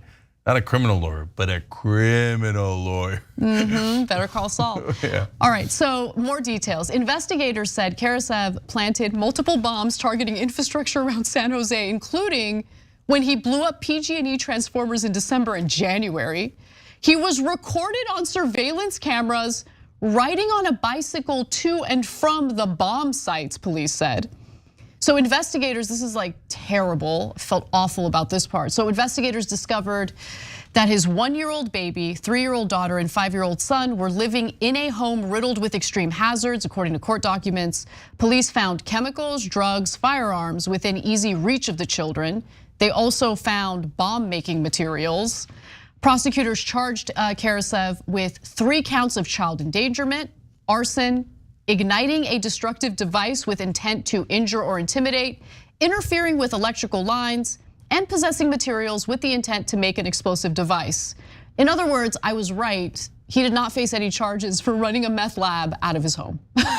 Yeah, so that's another angle to the story, but one more thing. I think the reason that they won't let anybody go in the house is not because of the meth, but because of the bombs. And my guess is that whichever department was in charge, or a number of departments that were in charge, said, I'm not going in there. This guy made bombs all the time. So you think I'm gonna go in there and find out, meth, contamination in the air conditioning. So we're not going in. So buyer beware on this one. But having said all that, I bet the price goes up, not down. I know, there's probably gonna be a bidding war. Yeah, you know why? Because now the house is a little bit famous. So it's got more media attention, so more people will go and check it out. And then they'll get competitive and they'll be like, well, so what? Well, it's Northern California. The house is probably worth way more than $1.5 million. We'll just, that property is worth more. We'll just tear down that, build a new house, spend $1 million, and we'll have a house for $2.5 million, and it'll still probably make more money. Jesus Christ. Because these prices in housing is unbelievable. So that's my guess, is it'll go higher, not lower. Just like the guy did. Yeah. Listen, don't do meth. I'm not an expert on this, so I'm totally making this up, and you shouldn't take anything I'm saying seriously starting now. I think it's bullshit. The contamination thing, I think it's bullshit. I would just find someone, a remediator that I can pay off to say that they remediated and move on with my life. Here's $20,000, okay? Let's call it a day. Let me into my house. That's what I would do. Yeah, I hear you, but there's, given the publicity around this, there's some chance they would catch you. So, and if you were super rich and that house was worth 15 million, they wouldn't catch you at all, right? But if you're middle class, that's when you get the most screwed in America. Oh, 100%. Yeah, with this and by kind the way, of stuff, if you're thinking $1.5 million, what do you mean middle class? Oh yeah, in California, that's middle class. It's crazy. Okay, let's move on. Let's move on before I start raging. It's supposed to be a light, fun bonus episode. All right, although this story is amusing instead of fun because it has to do with book bans, let's do it. I'm looking at Catch-22. Kurt Vonnegut's Cat's Cradle, The Great Gatsby. Classics, every one of them banned in some places. The Chicago Public Library put them on display in defiance of efforts nationwide to ban books. There was somebody who objected to the profanity or the challenge to the status quo. Jokes on the book banners, because it turns out that readership for these books have increased. Streisand effect in full effect, because as these titles have made more news headlines, more people are like, I don't know, maybe I should check out that book. It's real naughty. The conservatives don't want me to read that naughty, naughty book. So let me give you the details on what this study indicates. And yes, there was a study done by researchers at Carnegie Mellon and George Mason University. The researchers utilized book circulation data from a large library content and services supplier to major public and academic libraries in the United States. The data set contained more than 17,000 titles, including over 1,500 that were banned, as identified by 2021 and 2022 lists from the American Library Association and PEN America. Okay, so that's the methodology here. Some of those books feature topics such as race, gender, identity, and sexuality. And the study's goal was to determine what effect, if any, book bans by local schools and state bodies had on the demand for the banned titles. So when I say banned, I mean they're banned from public libraries or school libraries. They're not banned from you being able to purchase them, right? So here's what they found. Circulations of banned books increased 12% on average compared to similar non-banned titles after the ban. Banning a book in one state led to an 11% increase in circulation of the book in states of different political leanings that did not ban the book. This increase often featured books by lesser known authors, suggesting that new and relatively unknown authors gained from rise in consumer support. There's more, but I love this and I'm highly amused by it. Yeah. People love naughty things. Well, it's not just naughty. It's what it does is it gets them extra media attention. If you say Catcher in the Rye 3 times, Catcher in the Rye, Catcher in the Rye, now you're more likely to buy it. I just did it to you, right? And so these conservatives kept going, whatever you do, watch out for these books. And then they would say their titles over and over again. And then other news outlets repeat the titles over and over again. I'm surprised it only went up by 12%. So if you don't actually want people to read them, banning them is the world's worst strategy. It really is, and they're kind of doing these authors a favor. So additionally, by the way, banned books with high visibility on social media ended up seeing increased readership. So Ananya Sen, who's a professor of information systems and economics who co-authored this study, explained what this phenomenon, what's behind this phenomenon, if you will. The primary goal of book bans is to restrict access to books, but conversations about the bans often garner attention on a wider scale. This increased attention can either deter people from reading the book, unlikely, or influence consumers to read it, which would be an unintended consequence. But while the bans may have backfired in one way, unfortunately they seem to be having a desired effect when it comes to the Republican lawmakers who make a big stink about these titles. They tend to see support from their base, from their donors. Efforts to transform book bans into a political issue tended to increase the amount of donations received by Republican House candidates relative to those received by Democratic House candidates, but only in Republican-leaning states. And overall, book bans are not popular, and that's according to an NPR Ipsos poll earlier this year, where they found that almost 60% of K through 12 parents polled said that they oppose book bans from school boards, and 2/3 said they oppose state lawmakers' bans as well. Yeah, so that's another phenomenon that makes sense. When politicians appeal to their base, they get more grassroots fundraising. Now, but when they go further, if their base is extreme, luckily for progressives on economic issues, our base is super moderate, right? But for the Republicans, their base on social issues, for example, are pretty rabid, including book bans, right? So that makes you more unpopular with the general population. That's just logic, right? But it does lead to raising a lot more money from your base. So which then greatly incentivizes, because they need the money so bad. Almost all of American politics is based on money. And so that creates an incentive that's too attractive. It's too alluring. So remember, politicians, 99% of them are not principled. They don't care. They're just in it for the power, right? So they're like, oh, I can make a whole bunch of money if I demagogue against that book. Which of them is going to have the principles to say no to that? No, now a lot of them are going, yeah, I don't care. I don't care if the book is right or wrong. I don't care if this makes sense or not. And I don't even care if the general population doesn't like me. I'm in a deep red district, okay? I'd be crazy not to fundraise off of this. Oh, I can't believe Justice is Coming. It's so immoral. We have to ban Justice is Coming. I can't do this. Cenk Uygur, I can't believe he wrote a book called Justice is Coming that you could get at tyt.com/justice when it should be banned, okay? What did I say something? You should have put like, I don't know, just something that would trigger a fundamentalist in the Republican Party in your book, well, I did. They just haven't gotten to it. First of all, I have a whole chapter called "Why Republicans Suck." So wait till they get a load of that. Ban me in Florida. tyt.com/justice. Okay, but no, seriously, not just that. That's just politics, right? But in the book, I explain how the Bible is pro-abortion, as I've explained many times on the show. Don't make me do it again. Okay, you can read it in Justice is Coming. Anyways, so for a lot of religious people, that's like heresy. They're like, how dare you quote the Bible?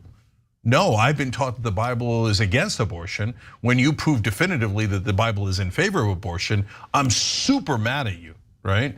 So I'm not saying you should ban me in Florida and Texas and all these different states. I'm just saying tyt.com/justice is where you can get the book that might be banned by Republicans one day. And look, if you think your Bible tells you that abortion is wrong, great, don't get an abortion. I don't believe in your Bible, so please stop talking about the Bible to me. Please, I'm begging you. Okay. Or the Quran or the Talmud. Any religious doctrine. Or the Bhagavad Gita, lovely. Yeah, that too, definitely. Right. Lovely, or the Upanishads or the Rig Vedas. Okay, Cenk, now you're showing off. Okay. All right, let's move on to this story that is controversial to say the least, and I'm actually against the restaurant. So let's discuss. Yeah. A restaurant in Georgia has taken fees to a whole new level with an adult surcharge that they're now implementing for unruly kids. Actually, they apparently have had this policy in place for quite some time now, but parents who are confronted about their allegedly loud children are now speaking to the press about it. They're not amused. So the Toccoa Riverside restaurant in Blue Ridge, Georgia describes itself as casual family dining overlooking the scenic Toccoa River located in the middle of the national forest on the Benton Mackay Trail, which sounds lovely. I want to go there, okay? Now, they've been serving since 1992. They feature fresh local trout prepared several different ways. So it's kind of like an in-between from like an actual casual restaurant. Like when I think of casual restaurant, I think of Chipotle, right? This ain't a Chipotle. This is a proper sit-down restaurant, but it's not fine dining either. It's like a good middle ground, like perfect type of restaurant that I like to go to be honest. Now, if you continue reading their menu though, there's a disclosure there. We wanna show you that disclosure. And if you look at it, it'll say that there's an adult surcharge for adults unable to parent. Interesting. Now, they're not kidding about the surcharge because apparently they have confronted some parents about their allegedly unruly kids. And I say allegedly because there is some contention here, a disagreement about whether these kids were actually being disruptive and loud. So a mother named Lindsay Landman said that she visited this restaurant with her husband, Kyle, her 2 kids, and 4 other families who also have children, okay? So there was a total of 11 kids at the table, which I will concede is a lot of kids. When she saw the warning on the menu, she originally thought like, oh, this is just a funny joke. just a joke. She didn't take it seriously. Now, the large group enjoyed the meal, and Lindsay recalled that the kids, all ranging in age from 3 to 8 years old, man, it's a lot of young kids, were being so good. I even commented halfway through the meal, I can't believe how well behaved they are. And according to Lindsay, restaurant owner Tim Richter approached the table after they had finished dessert. He came over and talked about the adult surcharge, and she initially thought he was going to compliment the families. Instead, he told them that there would be a $50 charge for the children being too loud and running around outside. Where the hell else are they supposed to run around? Let the kids run outside. That's kind of what kids do. Well, okay. This guy is super mercurial, like mercurial. Yeah, like I like the grumpy folks. Okay, the grumpy population, they really speak to my heart. But this guy takes it to another level. Like when you get mad at kids joyfully running around outside of your restaurant, like they're outside of your restaurant. What are you doing? Yeah, I hope that mercurial nature is not in the trout. Okay, it is.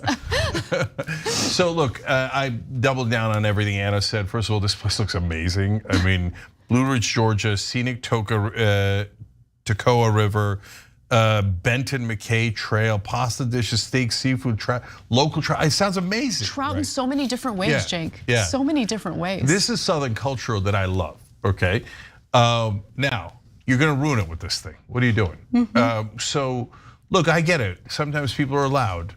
I've been known to be loud from time to time, okay? But I see sometimes other people being loud will annoy me, of course. And sometimes kids are so loud, you know, on a plane, in a restaurant, we've all lived with it. But they're kids. No, you can't charge people extra money for having loud kids. That's crazy, right? So I mean, what am I gonna go around the plane like, okay, your kid's loud, your kids, give me $50, $50. No, it's not how it works, okay? We all gotta live together. And sometimes kids are loud because they're human babies or human kids. And we kind of scream and yell. And by the way, the kids running around outside near the river and the trail, I mean, where else would they run? You crazy? No, and by the way, we're not biased. I mean, I have to explain that we're not biased on this issue. But the other day we talked about a restaurant doing a $50 charge for people who drink too much and then vomit all over the restaurant. Totally agree with that one. Yeah, me too. Totally. You vomit on the restaurant, that's on you, brother, and they got to clean that up. Or no, you got to pay for that, right? Likely sister. Or we're sister. talking about bottomless mimosa situations. You could be. It could be a little bit of rosé all day that goes in the wrong direction. Definitely. Well, that's on you. I don't Loud kids, that's on the planet. Yeah, totally. So Lindsay says that the situation escalated from there. I was like, they were quiet the whole time. He got in our faces and told us that we belonged at Burger King and not his restaurant. Oh, this guy's way too cranky. We asked to speak to the owner and he said he was the owner. I looked around the restaurant and everybody was frozen watching this show he was putting on. He was yelling. Oh, that's hilarious. And according to other parent patrons, this isn't the first time that the owner has been pretty strict about kids. So one anonymous reviewer of the restaurant said, my wife was rocking the baby, not crying, just to make him sleep. And this manager told her that you don't do that in a fancy restaurant. Oh, come on, that's hilarious. Okay, on the other hand, he could like lean into it. Just rename the restaurant the Cranky Trout. And and then all of a sudden, like it becomes a thing. You go and you have great food and the owner yells at you. Like we had a restaurant like that. It was definitely not fine dining, but in Philly, in West Philly. And it was called Billy Bob's, even though it's in Philly. Anyways, and the staff would yell at you all the time. That was part of the charm, if I recall. That was the charm. And once they beat somebody with a lead pipe, that was also part of the charm because it's Philly. Was that literal, by the way? Literal. Because I know they had the lead pipe that they would threaten people with. But Yeah, did they actually they beat a guy with a lead pipe once while the cops held him. Okay. But that's assault. I know, but to be fair, that he was a frat boy who threw beer on their grill. Oh, it's allowed. Okay, so it's allowed. Like no one at Penn minded. But anyways, so or that community. But look, dude, make up your mind. Because either you're driving people away or just like I said, lean into it, call it the Cranky Trout, and then like I'll come by, it'll be hilarious and I'll be a little loud, you'll yell at me, we'll all have fun. Finally, I thought, look, this story, there might be mistakes in the reporting. I can't believe that a restaurant owner would be this awful because like you want business. You want people to come and patronize your restaurant, right? No, it's real. Apparently a restaurant employee spoke to Today and said, we're not going to comment on a policy we've had for years. We just want to live in the woods and cook. Oh, well, now I'm back to his side. I know. I want that too. I just want to live in the woods and cook. Well, I want to live in the woods and have somebody else cook, but I hear you. I like cooking, both rhetorically and food-wise. Anyway. He cooks on a daily basis. I do. Right here. All right, we're having fun. All right, let's get to the next story. No, not too loud though. Not too shh. All right. Donald Trump and Barack Obama arguably had different speaking styles. Obama was reminiscent of the, professorial type president, whereas Donald Trump likes to use simple English and really connect with the American people on a simple level, okay? Now, which is better and which resonates with the American voters? I think that's a conversation worth having. Now, the Jimmy Kimmel Show had put together this amazing mashup video kind of showing the differences in the way the two spoke to the American people. I kind of recreated a version of what Jimmy Kimmel did. It's very similar, but there are some differences. And I want to share that with you so we can kind of spark this conversation. And so without further ado, let's watch.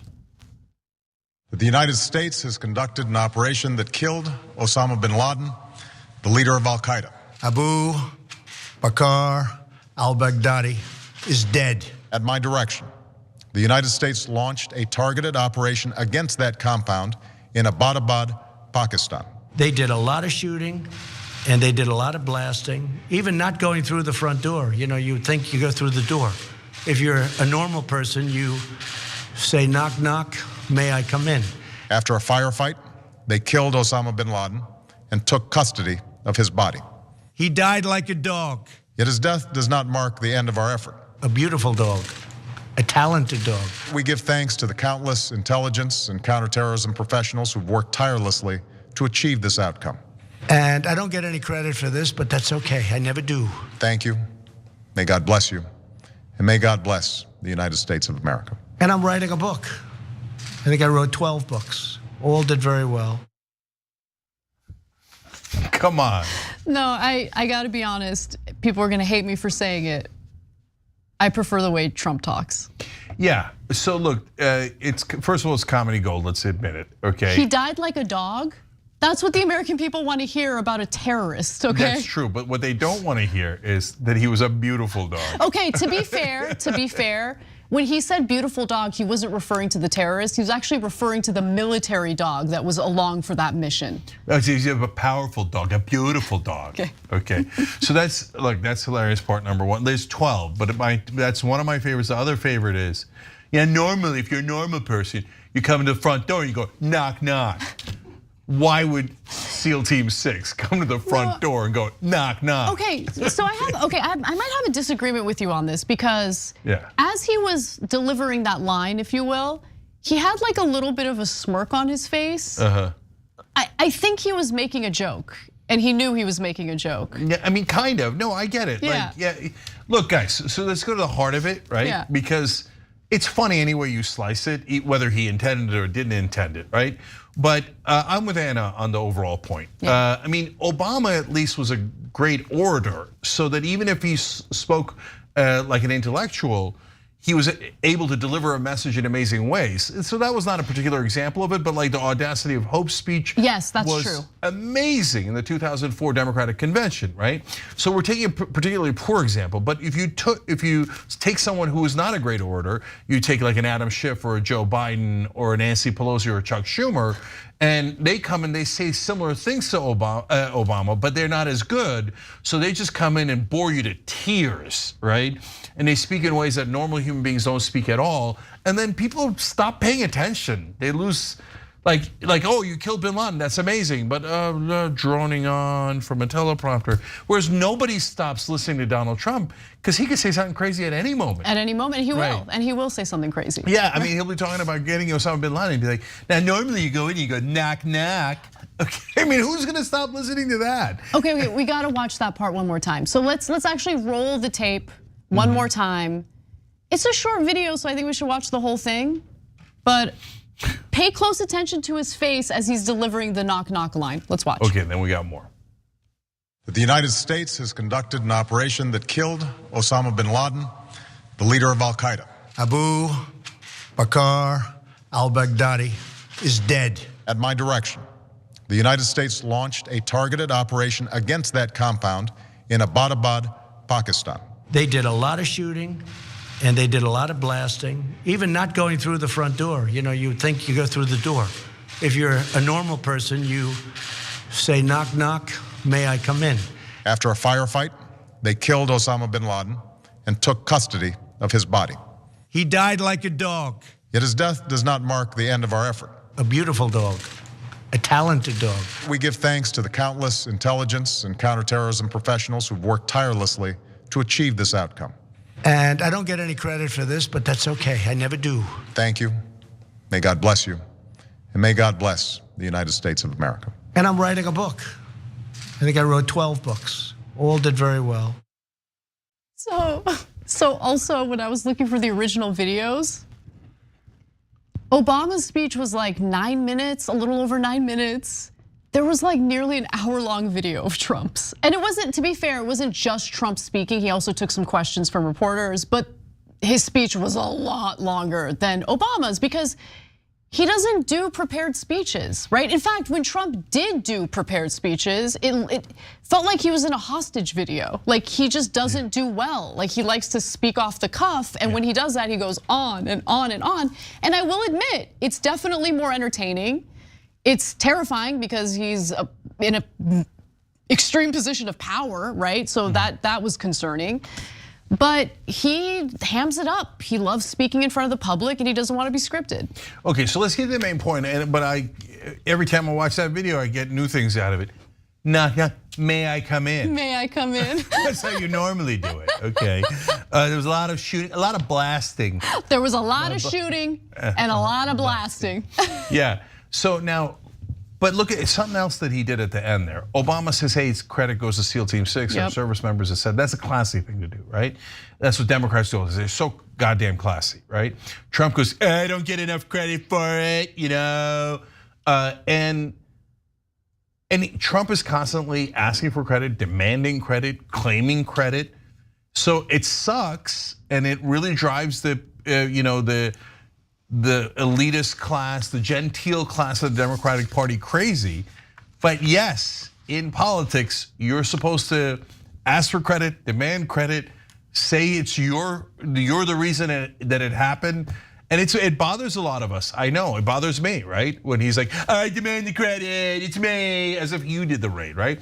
In fact, they give Obama too much credit for that raid. Like, they're like, wow, how courageous. Not really, he told SEAL Team 6 to go in, he didn't go in, right? But the most important point is, they don't talk like real people.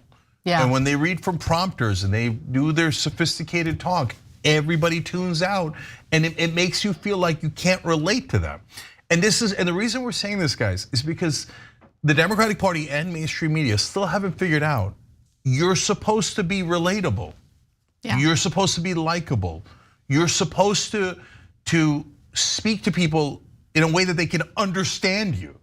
But they're addressing all their points to the elites and to the powerful and to the donors and to the media. They're not addressing anything they're saying to the average Americans. In fact, when progressives speak like real people, they're like, oh, unsophisticated, right? No, guys, you're blowing it, right? So Donald Trump is not a very bright guy. He does not have good intent, but people get the sense that he's honest when he's the least honest. Authentic. Because he looks like he's authentic because he's not reading off a prompter like you robots. Yeah. And I can't believe that you can't see that you're robots. So it gives him a sense of realness and authenticity that he has used to win the presidency once, almost a second time, and now currently leading remember, the Democrats have to win by 5 to win the Electoral College. So Trump has a significant lead at this point. And that's because he speaks like this, and people are entertained by it, they relate to it.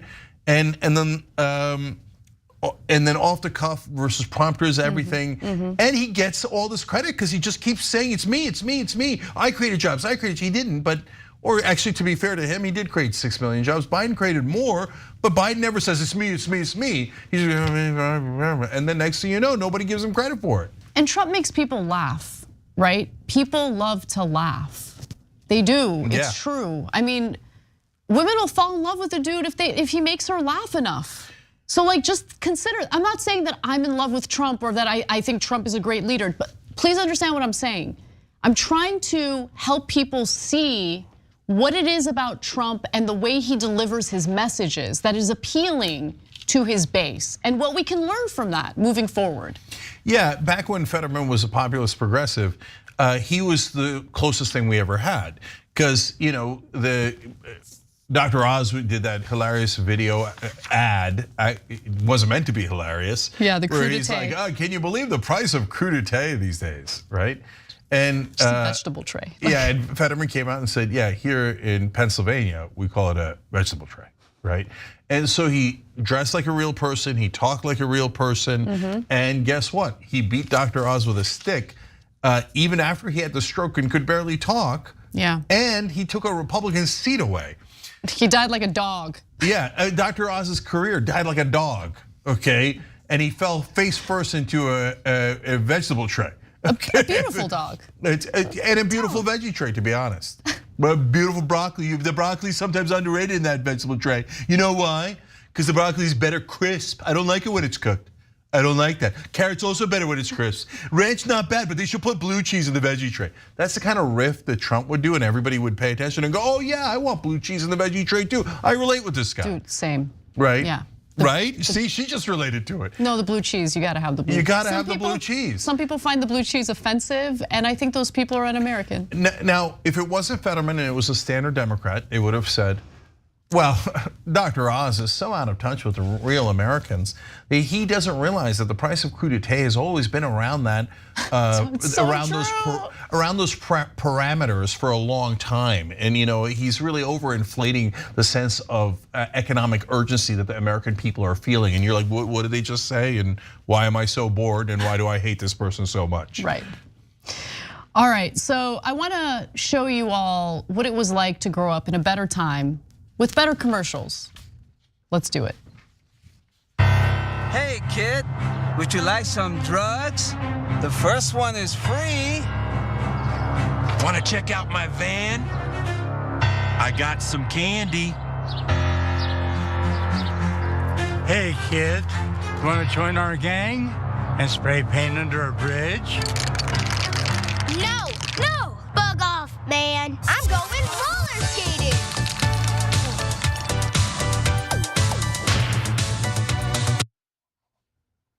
The 90s were a simpler time, and the ad you just watched made me reminiscent of the kinds of ads we watched in the 90s. They were cheesy, corny, and a lot of fun.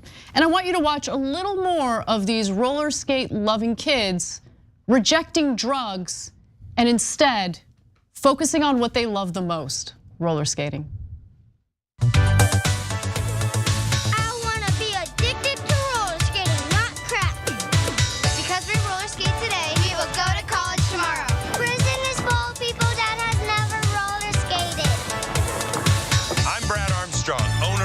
Kingdom in Reno, Nevada, keeping your kids off the streets since 1999. I say no to drugs. I say no to gangs. I say no to unplanned pregnancy. I say no to meth. I say no to reefer. I say yes to roller skating. Man, this roller kingdom is really putting us out of business. You said it, man. This deal sucks. But you know what? Maybe we should give up this life of crime and start roller skating. All right, so you might have caught the owner of this roller skating place saying that it's been serving the community since 1999, which is a hint that this is not actually an ad from the 1990s. but it is very similar to the types of ads I remember in the 1990s. Now I'm gonna tell you the people behind the ad in just a moment, but before we do get to that, Cenk, am I right? Am I remembering the 90s correctly? Well, not only that, also 80s. Yeah. Yeah, and look, I'm a super nostalgic dude. Me too. So when I see stuff from the past like that, I'm like, oh. And by the way, just slight politics for a second.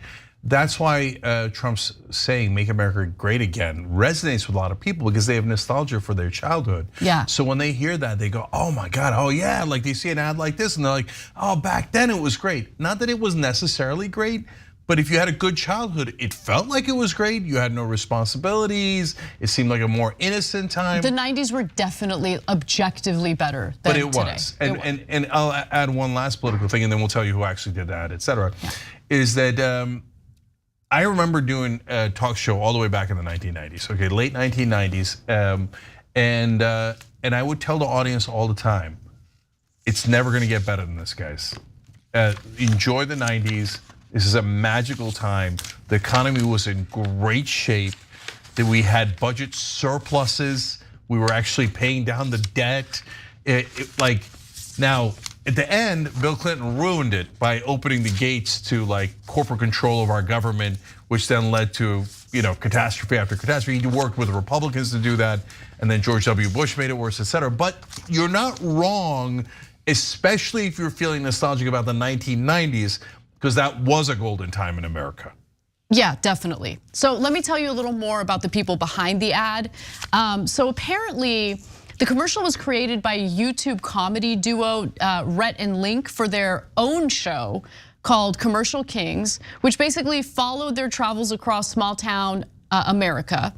And they basically would develop and produce commercials for local businesses using local talent for free, which is like great. That's an awesome thing that they did. So the episode that you just watched, or the commercial from the episode that you just watched, aired on August 19th of 2011 on IFC and was uploaded on YouTube April 24th of 2012 as the official commercial for this establishment, Roller Kingdom in Reno, Nevada, which is, by the way, still open today, which makes me super jealous because we used to have a roller skating place in our community, the community I grew up in Reseda, California, called Skateland. And during the coronavirus pandemic, they shut it down, and it was, even though I hadn't been there since I was in middle school, it was devastating. Yeah, I remember going roller skating when I was a kid too. Yeah. So I know Rhett and Link a little bit, and it's funny because I watched that the first time and I was like, 1999, just like Anna said, I'm like, there's something off here, right? But only on the third watching did I notice Rhett and Link. Yeah, I'm like, oh, there they are. They're with the spray painting old dude, right? And I'm like, oh, that's him right there in the video. So that was a brilliant job by them. Like perfectly executed. Nice job, guys. So well done. Yeah. All right, well, one final story for you. It's a story about justice. It's a story about a mother suing her own sons. So let's talk about it. A 75-year-old woman in Italy has just won a unique court case. A judge has ordered the eviction of her 2 adult sons, ages 40 and 42, from her home after the mother sued them for refusing to leave. They don't play in Italy. I got a thing for Italian women. I gotta say, like my best friend's an Italian woman. One of our producers, Kate Bettino, Italian woman. She's excellent. I just have a thing for fiery Italian women. Although Kate's not really fiery, to be honest with you. Anyway. So do I, but it's a little different than the thing you got. I'm sure it is. Now let's move on to the court case here. So the 2 sons described in court papers by their mother as parasites, oh my God, had been living in the family apartment without contributing financially or helping around the house, according to the complaint filed by the woman, who has not been named. In the Tribunal of Pavia District Court, both men are in fact employed, the court documents state. Like, what are you guys doing? You're working, you're earning income, and you're mooching off your mom? Get it together. You're in your 40s. What's going on? Yeah. Oh God. Okay, so let me continue. Judge Simona Katerbi sided with the retired mother, who is separated from the men's father and whose pension went entirely on food and maintenance of the home, ruling that the 2 Bombosioni or big babies have until December 18th to vacate the premises, according to Tuesday's court ruling. And apparently that term was first used by an Italian politician in 2007 to basically mock adults still living with their parents, which I condemn that. There's all sorts of adults living with their parents, not because they want to, but because literally they have no choice. The economy's tough, y'all. The economy's tough. Okay, now I'm not gonna be that much better at it, and I'm not even sure, but I think it's actually pronounced bamboccioni, okay? When the lawsuit hits your face like a pizza pie. Okay. Oh yeah, the 2 C's does the ch sound. Ch, yeah. One C is the s. Okay, got it, sorry, my bad. So, and you got me started on the Italian.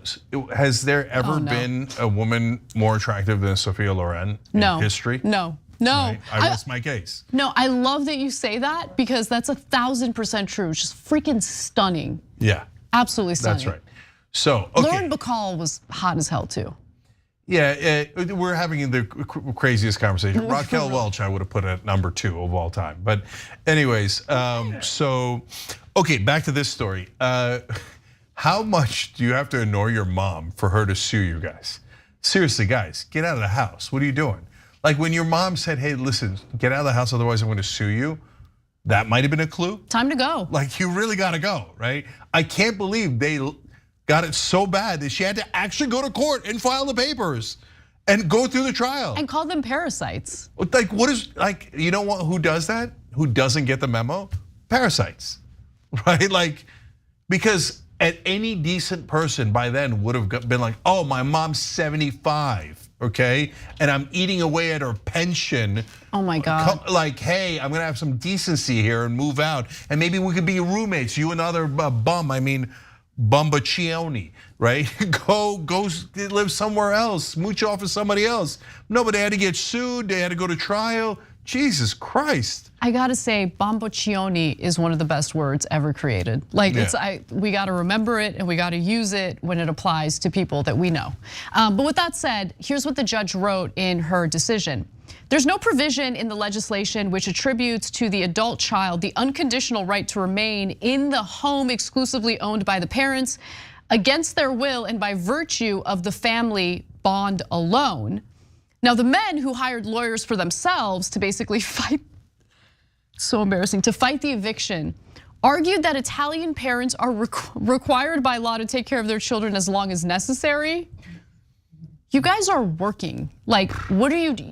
You're at a stage in life where you're supposed to lend your parents a helping hand, not the other way around. No, but I tell you, maybe this is part of Mediterranean culture, because I'm shocked to see the Turks also have similar views. And so I mainly grew up in America and my family's not like this at all. So I've kind of blown away by it. But this is not an uncommon phenomenon in Turkey as well. Not that they gotta sue you to get out of the house, right? But a lot of kids have this, that culturally have this expectation that my parents are supposed to provide for me forever. That's insane. And sometimes they'll be like, hey, don't go on vacation or whatever. You gotta leave me the inheritance. And I'm like, what, right? And then there'll be son-in-laws who are the worst of the worst, who mooch off the in-laws. Disagree. And my parents' son-in-law is fantastic. We're not talking about your parents. Oh yeah, we're talking about Turks. I agree, okay. Totally, they're the worst.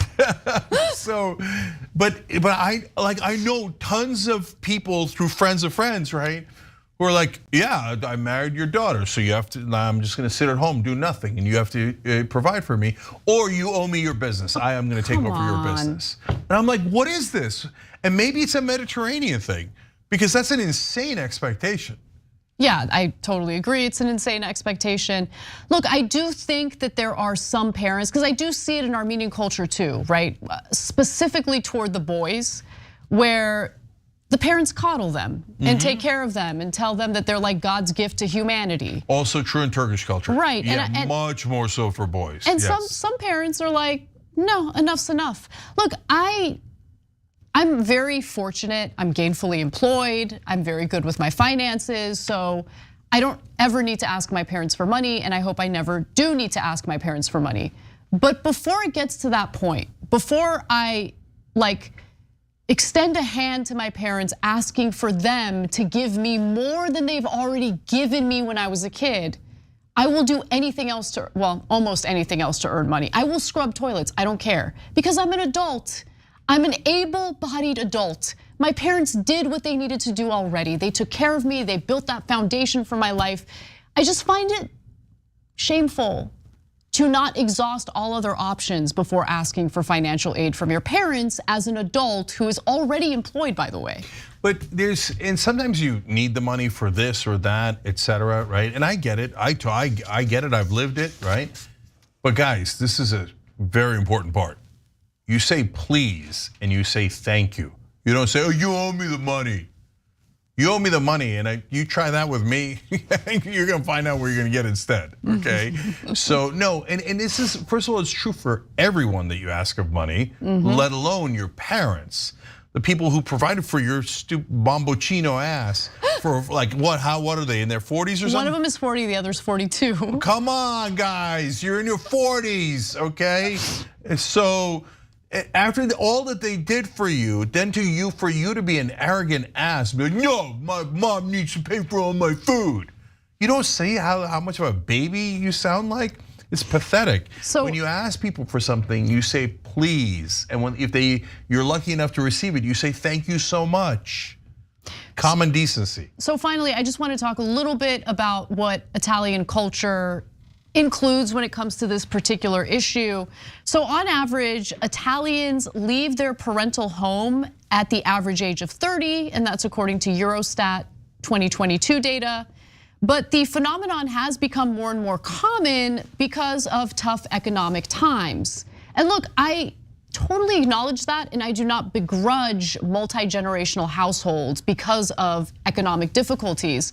In this particular case, we're talking about middle-aged men who are employed and can strike out on their own. They don't need to mooch off their mom, or at least if they're gonna live with their mom, contribute to the household. You shouldn't have her exhaust her pension to feed you. With that said, almost 70% of people in Italy aged between 18 and 34 still live at home with their parents. According to 2022 data, 72.6% of men and 66% of women. And a 2019 study found that of the young adults living at home, 36.5% were students, 38.2% had a job, and 23.7% were searching for one. Now, I moved out of the house when I was 26. My parents did not want me to do it because I wasn't married yet, and they felt that it was inappropriate for a young, chaste Armenian girl to strike out on her own before marriage. At the age of 26. That was not chaste. Anyway,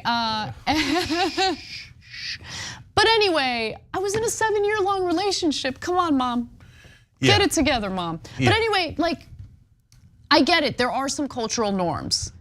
40 and 42, too old to be living with your mom and mooching off your mom. That's it, that's the final thing I'll say. Yeah, look, I agree.